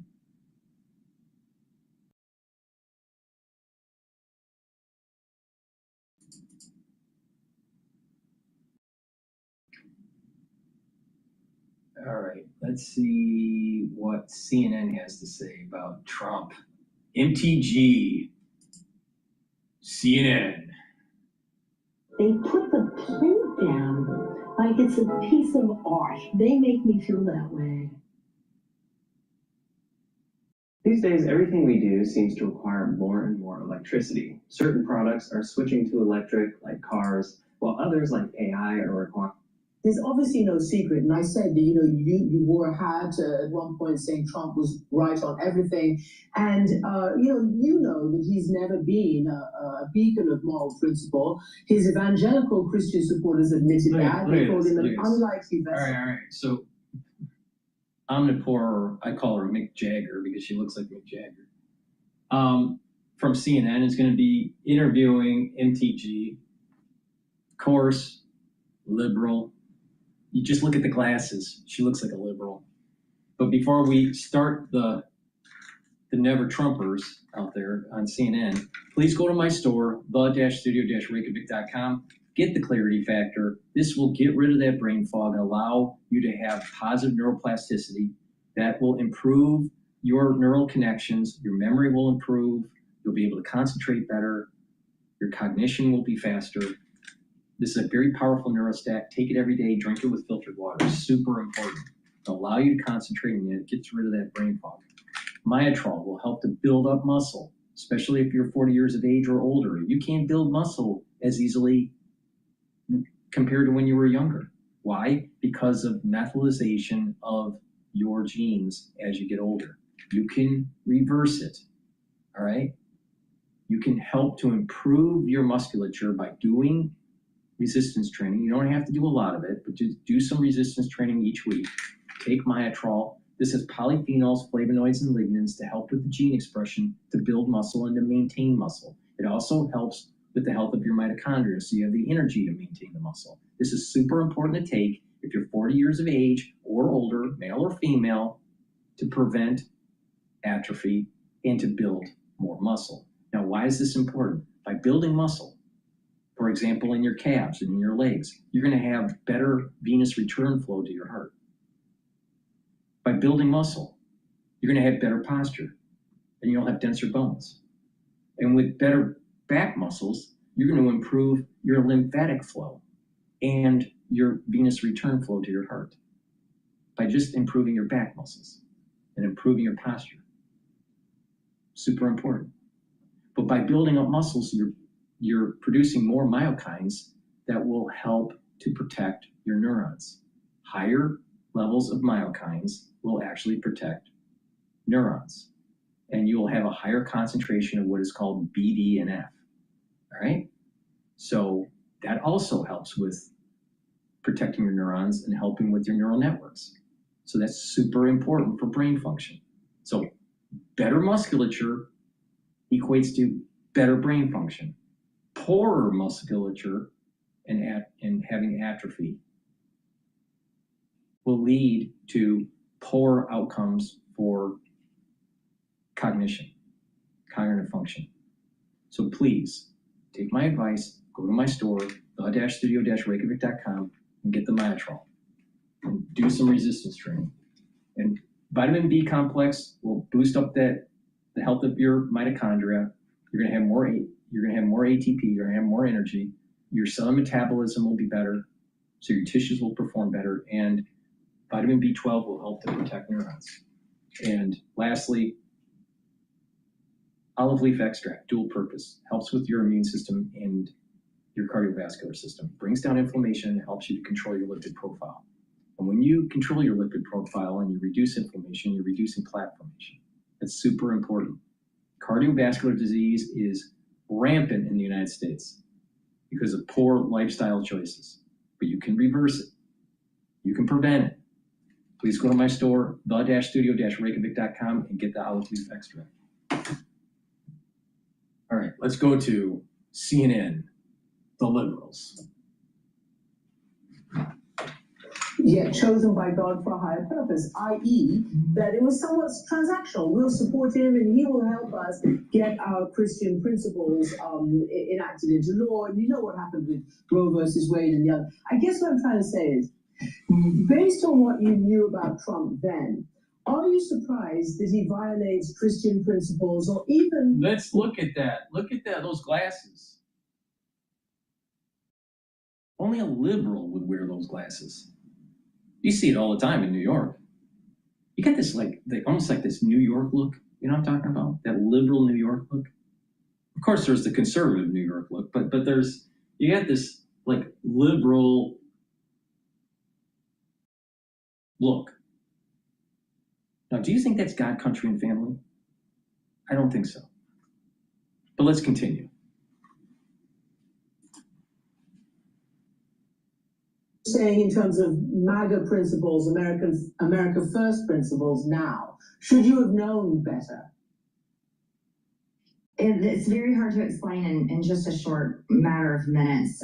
So I only knew President Trump while he was out of office. I didn't know him during my first term, as I wasn't a member of Congress then, and I became a member of Congress in January of 2021. So I campaigned for the president, and that was my relationship with him. It was after he came into office in 2025 where I started to see him differently, where he began to change and began to support issues that he was against just before that, before he became president. So that's been my personal experience.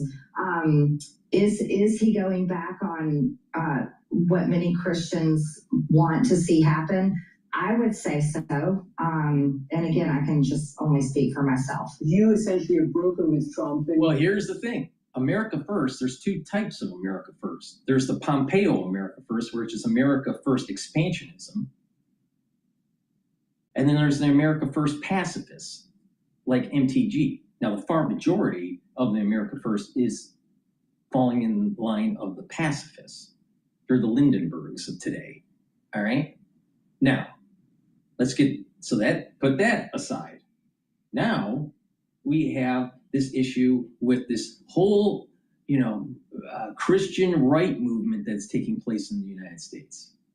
All right? It's good that we're having more religion in our society. We need God, country, and family. All right? But people need to pay attention. Over-proselytizing is the reason why people moved away from religion, not towards religion. Secondly, we have freedom of religion and from religion. Another important point. And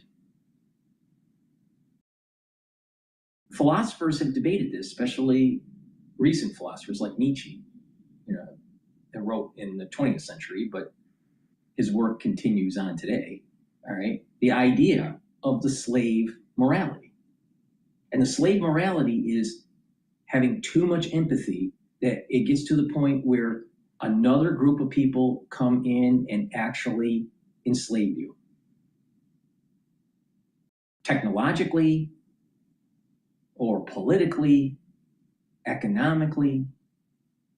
And the problem is that if you look at the ultra-right, America First, pacifists, they are almost prototypical of what Nietzsche was saying with the slave morality.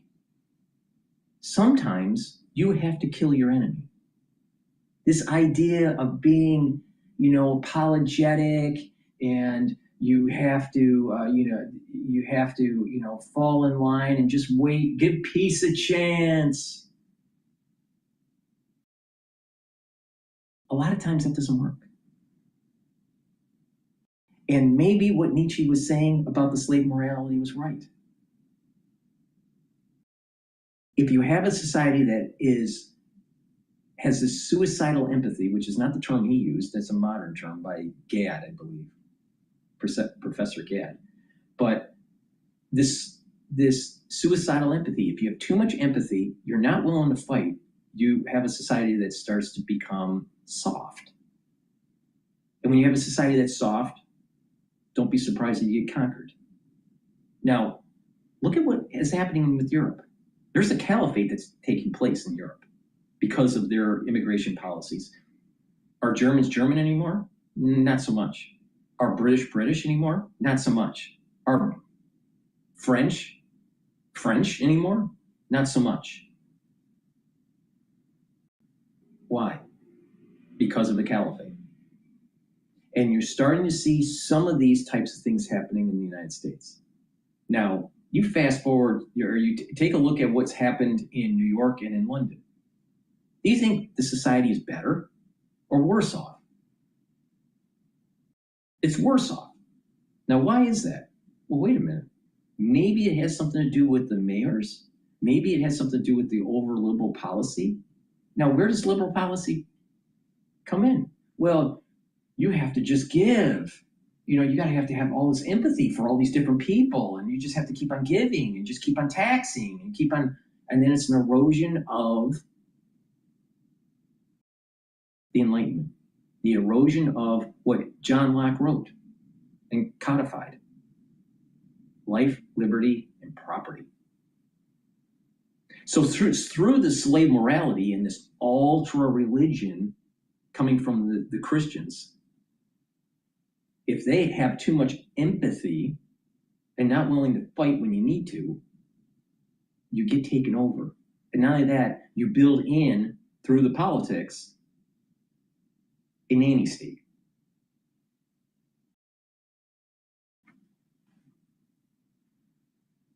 America will not be stronger with America First pacifism, nor will it be a strong country under slave morality. He has, I suppose, broken with you. He does a play on words with your name, Marjorie, Traitor Green, etc. Can you explain to me what is going on, do you think? Not necessarily, first I want to ask you why you think Trump is behaving this way, what he said about civilizational erasure in Iran, what he said about, this Jesus depiction. What do you think is going on? He's trolling. That's what's going on. Thank you for bringing that up. That's the sound of an American oil company hard at work. Want to be a part of it? Listen up. Hello, my name is Adam Ferrari, and I'm the CEO of Ph.D.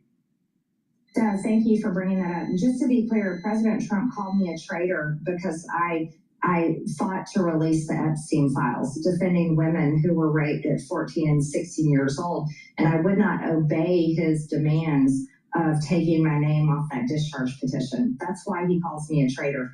I'm not a traitor to the United States. I stand with women and stand with victims. I don't know what's going on, but I think that is the conversation that needs to be had as a matter. You can stand for women and stand for victims and still be a traitor to the United States. They're not mutually exclusive.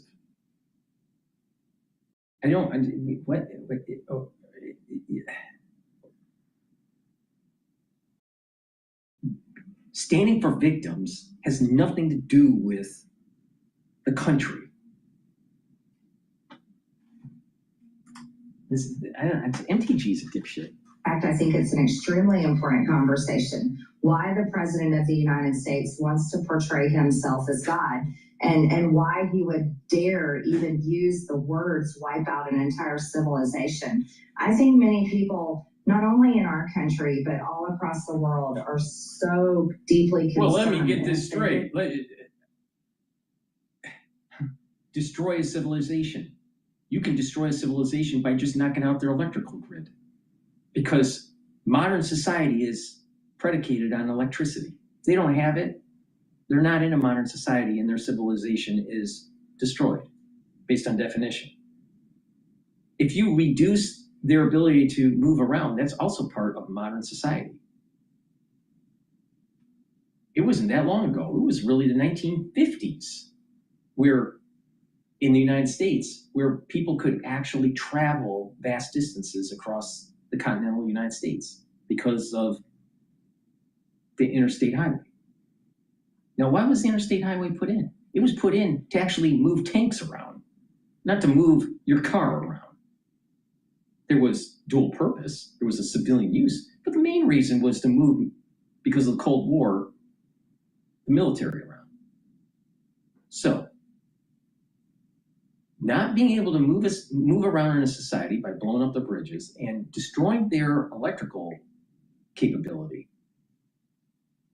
of course you're going to be destroying their civilization and snapping them back to the 1600s. But not just that. If you look at the history of Shia religion, right, which was a spin-off of Islam, so there's this, the Shias and the Sunnis hate each other because both sides say that they have some sort of connection to Muhammad. But the thing is that by destroying their theocratic regime, by destroying the clergy of Shia, that's civilization destruction too. It's destroying the civilization of the theocratic regime based on the Shia religion. But why do we automatically assume it has something to do with nuclear? Why do we assume that it was just going to be totally bombing the whole country, and that including the seculars? Trump talks with hyperbole, and there's nothing wrong with it. He's a New Yorker. But taking down your electrical grid, and it takes decades to rebuild, that's snapping a society back into the 1600s. And that is civilization destruction. You think our modern civilization would be around if we didn't have electricity? Of course not. You don't have electricity for 10 days, it's a big problem. You don't have it for months, it's an even bigger problem. And all of a sudden, food distribution starts to go down, health starts to go down. Now try that for 2 years or 3 years. And you'll have decline in the population, people will start dying off. That is civilization destruction. So I don't see anything wrong with what Trump said.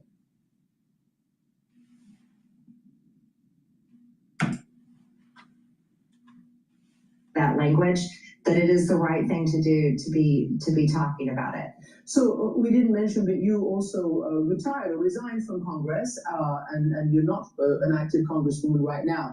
I've read, in doing a lot of reading for this interview, a lot of people are trying to figure out, apart from what you say now and what you said, what is at the heart of your gripe is the wrong way, but your disagreement with President Trump right now. And one analyst or political analyst said, you seem to have recognized that the president has broken faith with his own followers. Do you think that you are seeing something bigger than just what we're talking about right now? because you have been such a prominent member of the MAGA, the first, America First movement. Is there something bigger going on than just these, these quotes and these things that he puts out in public? I don't know why they hijacked the term America First, because in Pompeo's memoirs, he talks about America First, and it's about expansionism. It's not just protecting the homeland and being, it's also expansionism. Economically, militarily. So it's been hijacked, this term. It's been hijacked by a bunch of white, a bunch of right-wing wingnuts that think that the Republican Party is her, which is the same problem that they had with the Tea Party. And this is the reason why, because of this horse shit, this is part of the reason why we're going to actually have Democrats in the House, maybe even in the Senate, after the midterm elections. Thank you, MTG, for handing the baton to the ultra-liberal. See, the ultra-right is as bad as the ultra-liberal. You get the same result.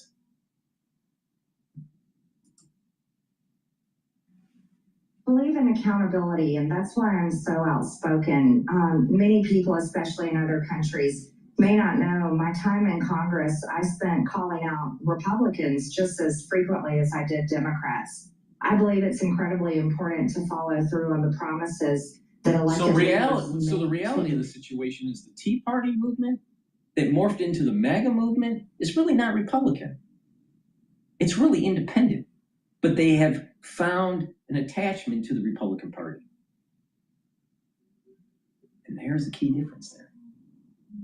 And what I just said has some deep wisdom.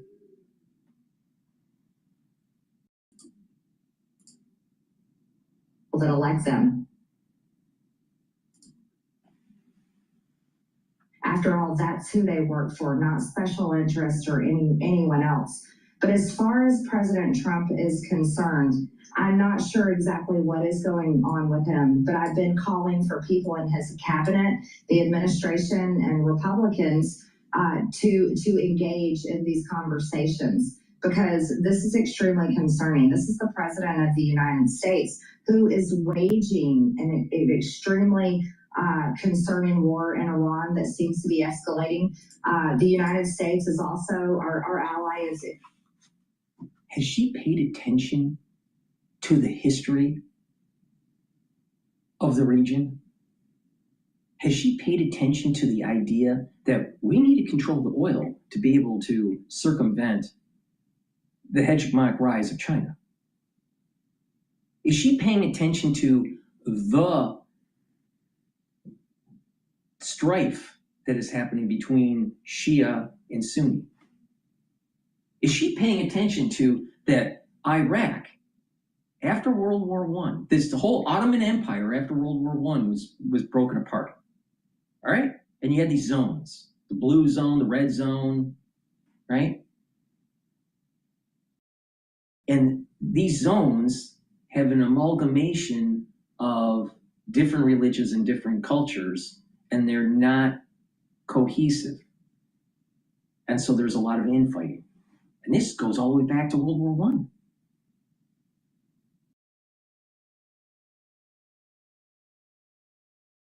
Now, can we really have a theocratic regime run by a Shia cleric with a nuclear weapon? Can we? Is the world safer with that? This is stupid. This is exactly what Nietzsche was talking about with this idea of the slave morality.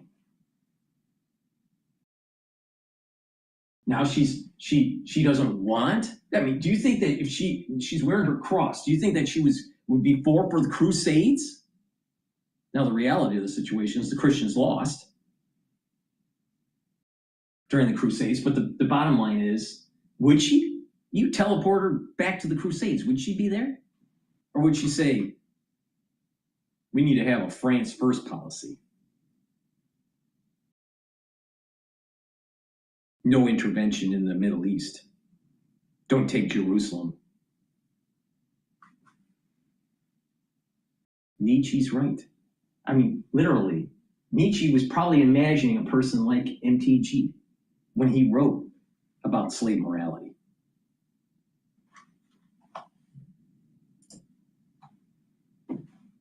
We are also funding them with weapons as they declare war and wage war on Lebanon and have killed many innocent people in Gaza. So I myself, as an American, not just a former member of Congress, think it's important to speak out on this and call for accountability. Accountability not for only the current direction that the president... What about accountability of the Shia religion through Iran funding Hezbollah and Hamas?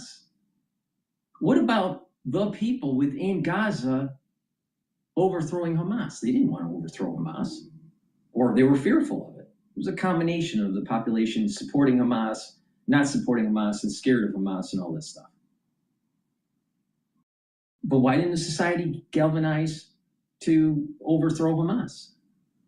They didn't, because they saw that by aligning with Hamas, maybe they would be able to chip away at Israel. And then all of a sudden they lost.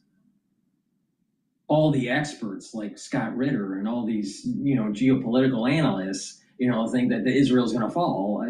The reality is it hasn't. Now, could it? Yeah, it could. Does Israel deserve to have a country? If it can fight for it and protect the land, yes. It's that simple. Does America deserve the continental United States? Does America deserve Hawaii and Alaska? As long as it can defend it, yes. Does the Gazans deserve their country? If they can't defend it, no. If they can defend it, yes. Now, it doesn't look like they're being able to defend it. And that is the sad reality of the world and about countries and about borders and about civilizations. So, of course there's going to be collateral damage. All wars have collateral damage. But if you keep on kicking the can down the road, the costs will go up and the collateral damage will increase. Slave morality right here. Because she has some sort of special connection with God.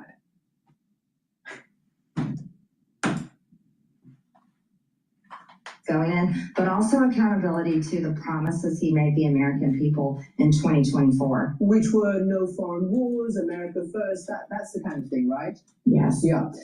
Yes, no more. Yeah. So you want a president that is frozen based on promises within a campaign. What happens when something happens in the geopolitical scene where you have to act?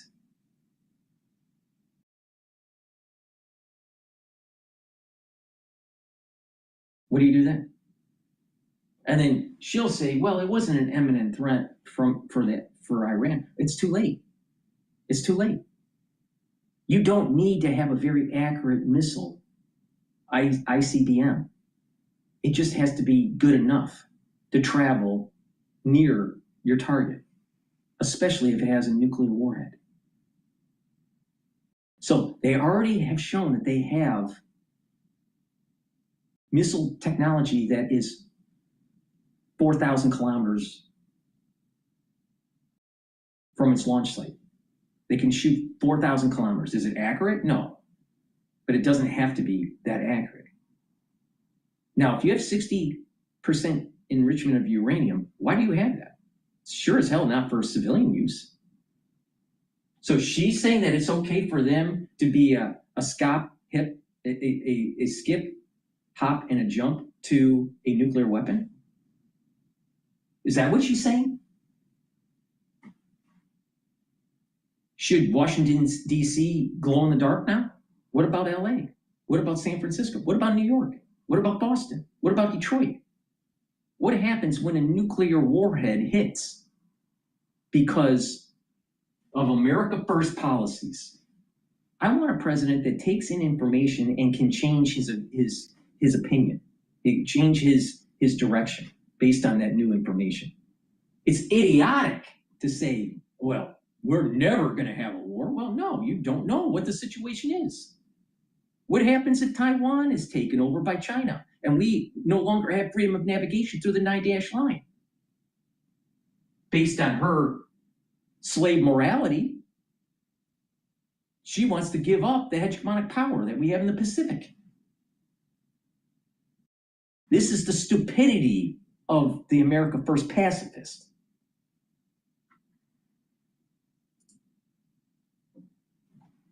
America First. And also, I think on the Epstein files, didn't the president say, or during the campaign, that they were going to release all the evidence, all the files? Yes, and that was talked about for years, not only by the president, but it was basically a blanket campaign promise for Republicans overall. Literally, think about this. Talking about suicidal empathy and slave morality. They are more focused on the victims of the Epstein files than literally the nuclear capability of the Shia religion. Think about that for a second. Your life doesn't mean anything with the Epstein files. Nothing. Your life will not change if it's released, not released, having hearings, or whatever. Your life will not change. It will not change. Your financial situation won't change. Your health won't change. Nothing in your life will change. But having a nuclear weapon in Iran will change your life. Because you're talking about massive armaments that will have to take place in the United States, more war, more destruction that will cause more havoc and affect the financial system. Iran having a nuclear weapon will directly affect your life. The Epstein files, not so much. So literally, she wants to deep six our hegemonic power in the world for the Epstein files. Now, should the Epstein files be released? Yeah, just release it. Why it's taken so long, I don't know. And honestly, I don't care. What I care about is where oil's going. What I care about is people's health. What I care about is making sure that it's America First expansionism and that we maintain our hegemonic power. And there is nothing wrong, and Americans should not be apologetic of the gains that we've had since World War II.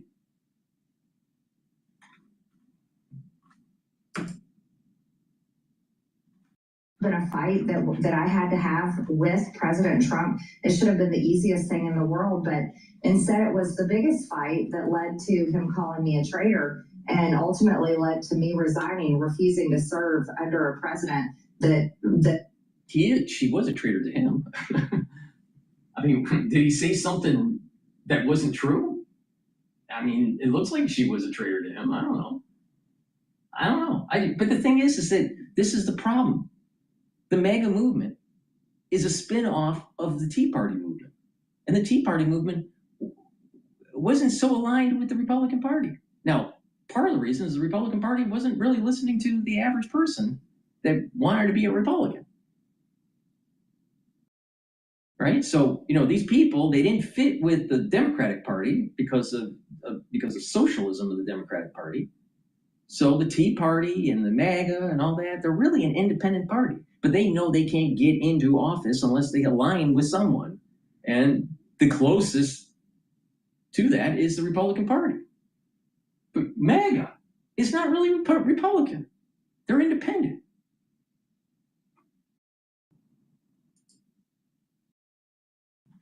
publicly pledged to destroy me. I thought that was incredibly unfair to my district. These are the things that have many of us concerned and has caused a giant divide. among the base of people that supported President Trump. You know, in terms of the opposition to the Iran war, you're not alone amongst MAGA. Very prominent influencers and media figures such as Tucker Carlson and Alex Jones and Candace Owens, all quite controversial, as you know, have also been accused of supporting anti-Semitic tropes or platforming anti-Semitic views. So is that an issue? Are you comfortable with the company that you keep, you know, the anti-foreign? And this is the reason why the great curse is coming. There's so much infighting within Israel between the observant and the non-observant, between the liberal Jew and the non-liberal Jew, between Republicans and Democrats in the United States, ultra-liberals and ultra-conservatives. The infighting between Protestant and Catholic and Shia and Sunni, all the infighting that is taking place. Everyone in the world is going to be cursed because of it. So let's just, you know, and it's going to start on September 11th, 2026. Unless we do the right thing.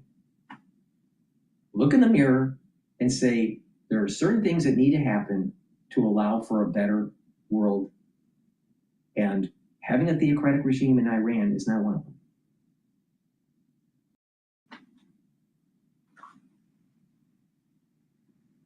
And the ultra-liberal will say, or the ultra-conservative like MTG will say, well, you can't kill the Ayatollah. That's wrong. Well, there's the slave morality. There's the suicidal empathy. Right there, in full bloom. All right.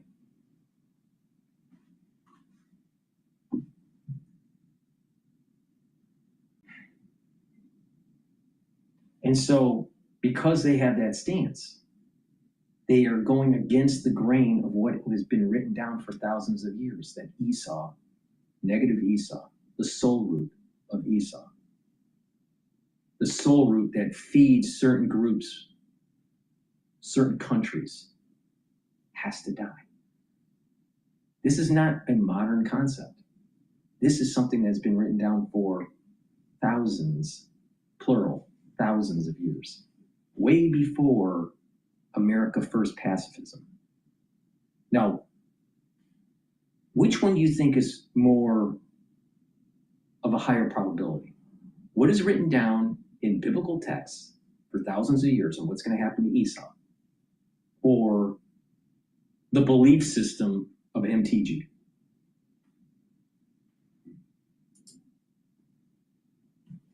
Intervention wing of the MAGA movement, also being against Israel. And I mean, what do we have just recently? So we had Nick Fuentes, who had been, talked to by Tucker Carlson, saying, my problem is that, Trump isn't Hitler enough. I mean, I'm sure he was, trying to make a different point, but. Yeah, I don't answer for other people. What I can tell you, in my opinion, is it's not. Candace Owens. Right-wing nut. Alex Jones, bombastic, and his zenith has passed, right? And Tucker's a strange guy. Tucker, he's Duck Dynasty now. He's a hunter. He's a fly fisherman. He lives in a cabin, a cottage.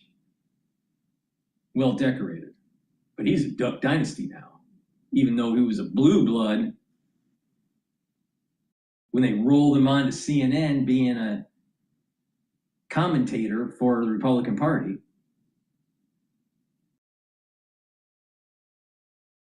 And it's these people that are making a ton of money because of so many people watching them, that they have monetized their audience in such a way where they're actually willing to sell the country down the river for their own gain, so the Republican Party loses in the House. Now, when that happens, do you really think that Trump's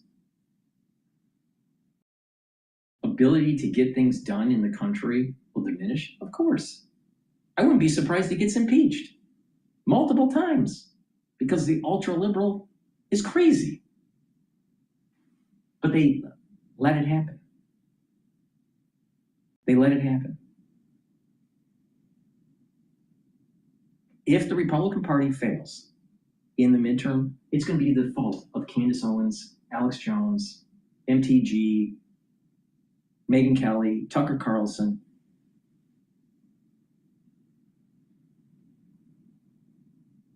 And that's in November.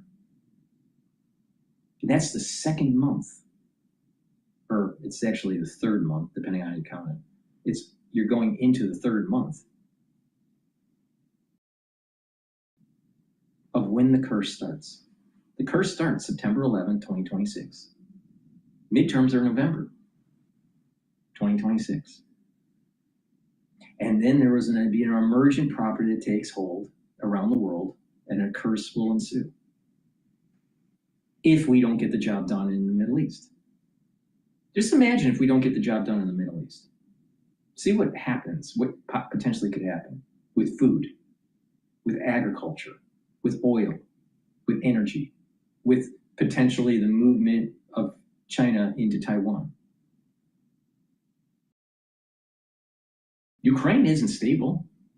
Russia may gain more land out of Ukraine, especially with NATO being not so effective. Things could radically change. We have a high debt in the United States, and we have AI coming in, eroding jobs.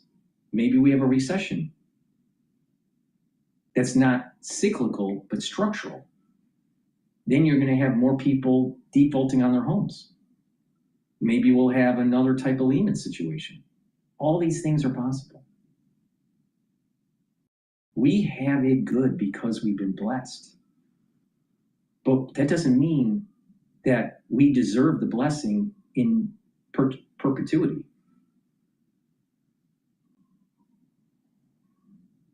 We may lose the blessing. And this is what I mean by the curse.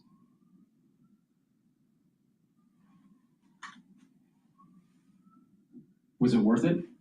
Was it worth it? We're all being judged. We're all being judged. No one's going to be able to hide from this.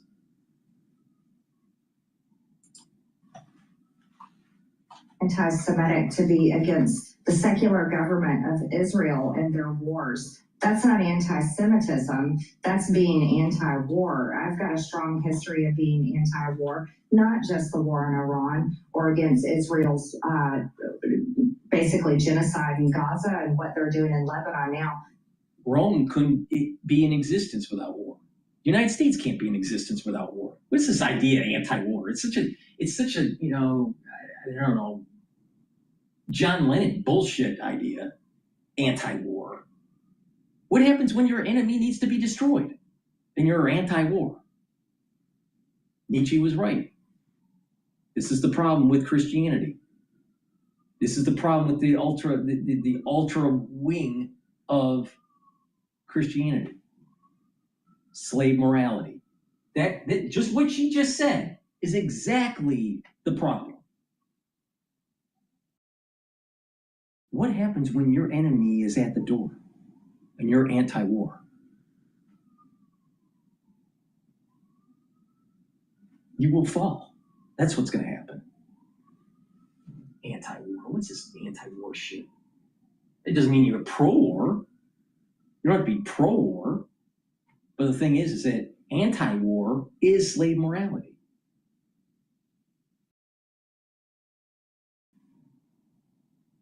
And that's the reason why the Christians lost the Crusades. I was also against U.S. funding of Ukraine, and my voting record shows that. So I think what you're talking about when you bring up Tucker and Candace and Alex Jones and others, we're speaking out, just like many Americans are, that we're tired of the United States and our tax dollars having to fund these wars, and we're tired of seeing our military serve in these wars in foreign countries, because many of them are our friends and our family members, and they come home forever changed with PTSD or in a flag draped coffin. And we're against that. That's not anti-Semitic or hateful towards any people group. That's literally saying that we're tired of America fighting different countries' wars on their behalf. You could be anti-war or against the war effort in the United States and it not being anti-Semitic or anti-Zionist. So I agree with her on the statement that she's making. I'm just stating that we have freedoms because of our hegemonic power. If we start having this idea that we shouldn't be protecting that hegemonic power, we're not going to have the freedoms that we have. We're not going to have the prosperity we have. We will not be a prosperous nation. So if you want to give up the prosperity for what she is suggesting, then okay, all right. But most people aren't willing to give up that prosperity.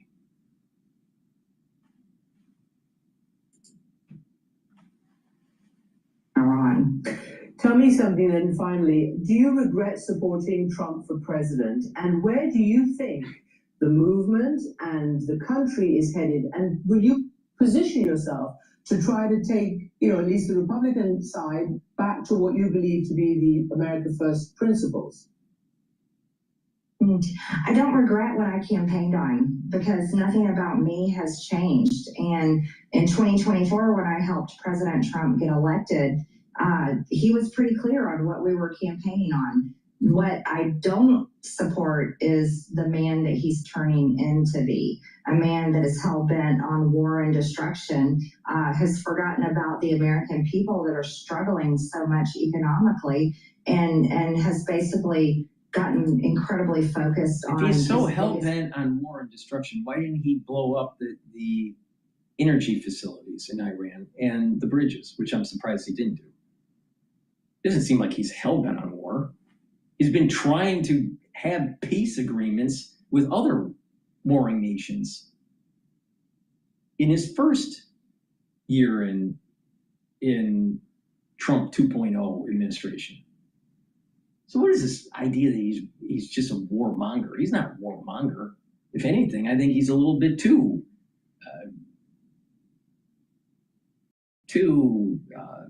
walking on eggshells with this. He needs to stop being so fearful and just move forward and get it done. But it's not just Trump. Look at all the presidents that failed to solve the problem. And it only is getting worse.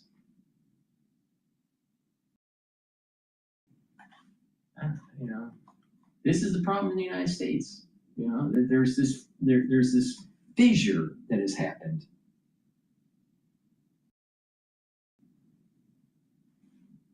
Pacifism will weaken the country. Owners and their top issues. That's what I'm against. Going forward, I'm looking past Donald Trump. I'm looking towards a future that is focused on my children's generation. They're all in their 20s.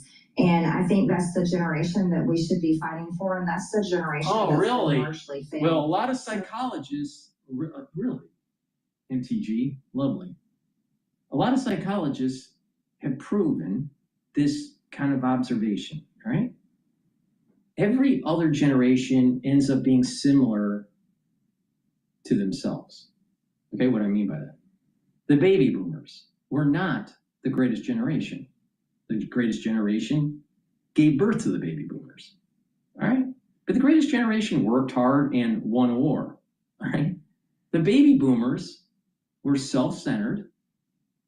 There was this, the 1960s was peace and love and all this bullshit. Not willing to fight for your country, eroded God, country, and family, ended up aligning themselves with this postmodern philosophy of relativism. They give birth to Gen X. And what did Gen X have to do?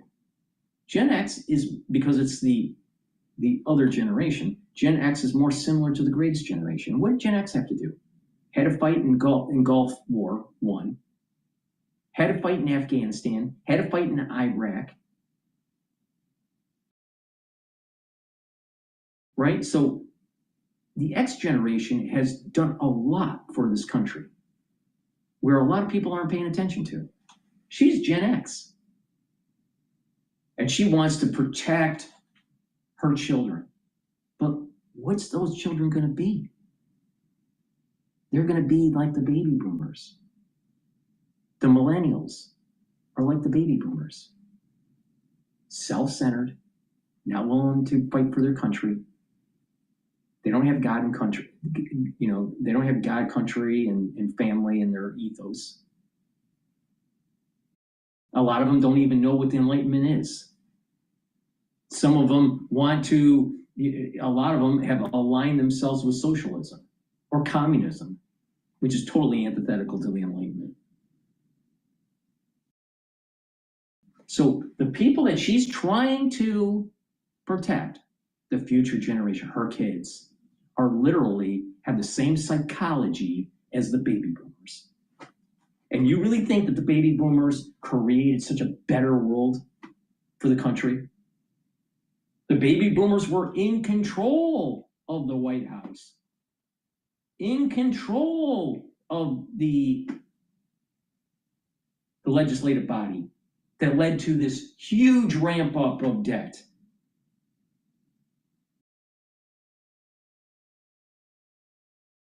Donald Trump is going to be the last baby boomer, most likely, ever to be in the White House. Now the question is, who's going to be the next? Will it be a Gen Xer? Will it be a millennial? Who knows? Probably a Gen Xer, and then it'll, for a short amount of time, and then it'll go into millennials for a while. That's probably what's going to happen. I think J.D. Vance is in his 30s, so I don't think that he is a Gen Xer, technically. I think Gen Y. Rubio's Gen X. So it's right at the edge there. But the point that I'm making is Gen X hasn't had proper representation in government to be able to move the needle to make it more like the greatest generation. And so the baby boomers have been in control for so long and led the country down a road that is not sustainable. But she wants to protect her for her children, yet the children's psychology is going to be like the baby boomers. Did the baby boomers deserve the freedoms that they were handed to by the greatest generation? No. Does the future generation, does this millennial generation deserve the freedoms that we have? No.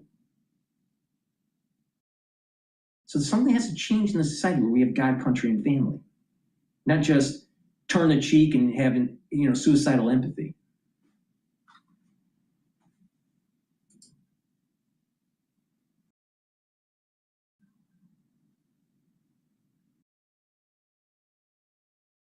It's amazing. It's just amazing. Then you have the Pope telling us how things are in the United States. Lovely. Please go to my store, the-studio-reykjavik.com. Get the probiotics. You can get the veggie cap version or the powdered version. And by having a good probiotic, it's going to help to improve your immune system at the gut, bring down inflammation, allow you to absorb your nutrients, your metabolism will improve, your brain function will improve, you'll be able to sleep better, you'll be able to get into 3 to 5 cycles of REM sleep. You'll be able to consolidate memory. You'll be well rested. Your skin will improve. Good gut health improves your body. It's super important. So please go to my store and get the probiotics, either the veggie cap version or the powdered version. I prefer taking the powdered version. Resveratrol. Resveratrol will help with youthful gene expression. This will also help to get rid of cells that get rid of cells that are in senescence. So it'll allow you to go into apoptosis with these cells. And when you shed these cells out of your tissues, the tissues that can regenerate will actually be healthier with longer telomeres. So your tissues will perform better and they'll be more youthful. In addition, by improving the mitochondria, you're going to be able to have more energy. Resveratrol also helps the basal layer of your skin, so you'll look younger. All right, so bottom line is taking resveratrol helps with youthful gene expression. And Cleanse and Max 35 will help to boost up your innate immune system. Take a teaspoon a day every day. Swish in your mouth, gargle, it'll neutralize, it'll help the health of your oral cavity and your oral pharynx, maintain a mucosal barrier, and help the health of your epithelial cells. Super important. I've been taking Max 35, Cleanse, or even Max 14 for 6 years. So I use this protocol, take a teaspoon a day every day. All right, it's that simple. If you're not feeling well because of a cold, take a tablespoon or two a day and then go back to your maintenance dose of a teaspoon after everything's all clear.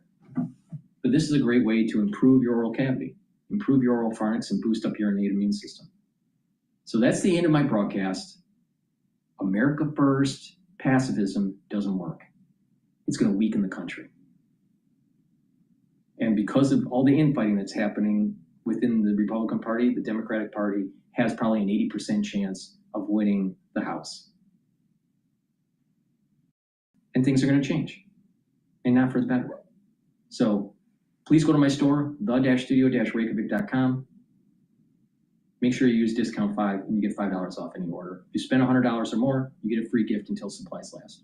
Thank you for listening and have a nice day.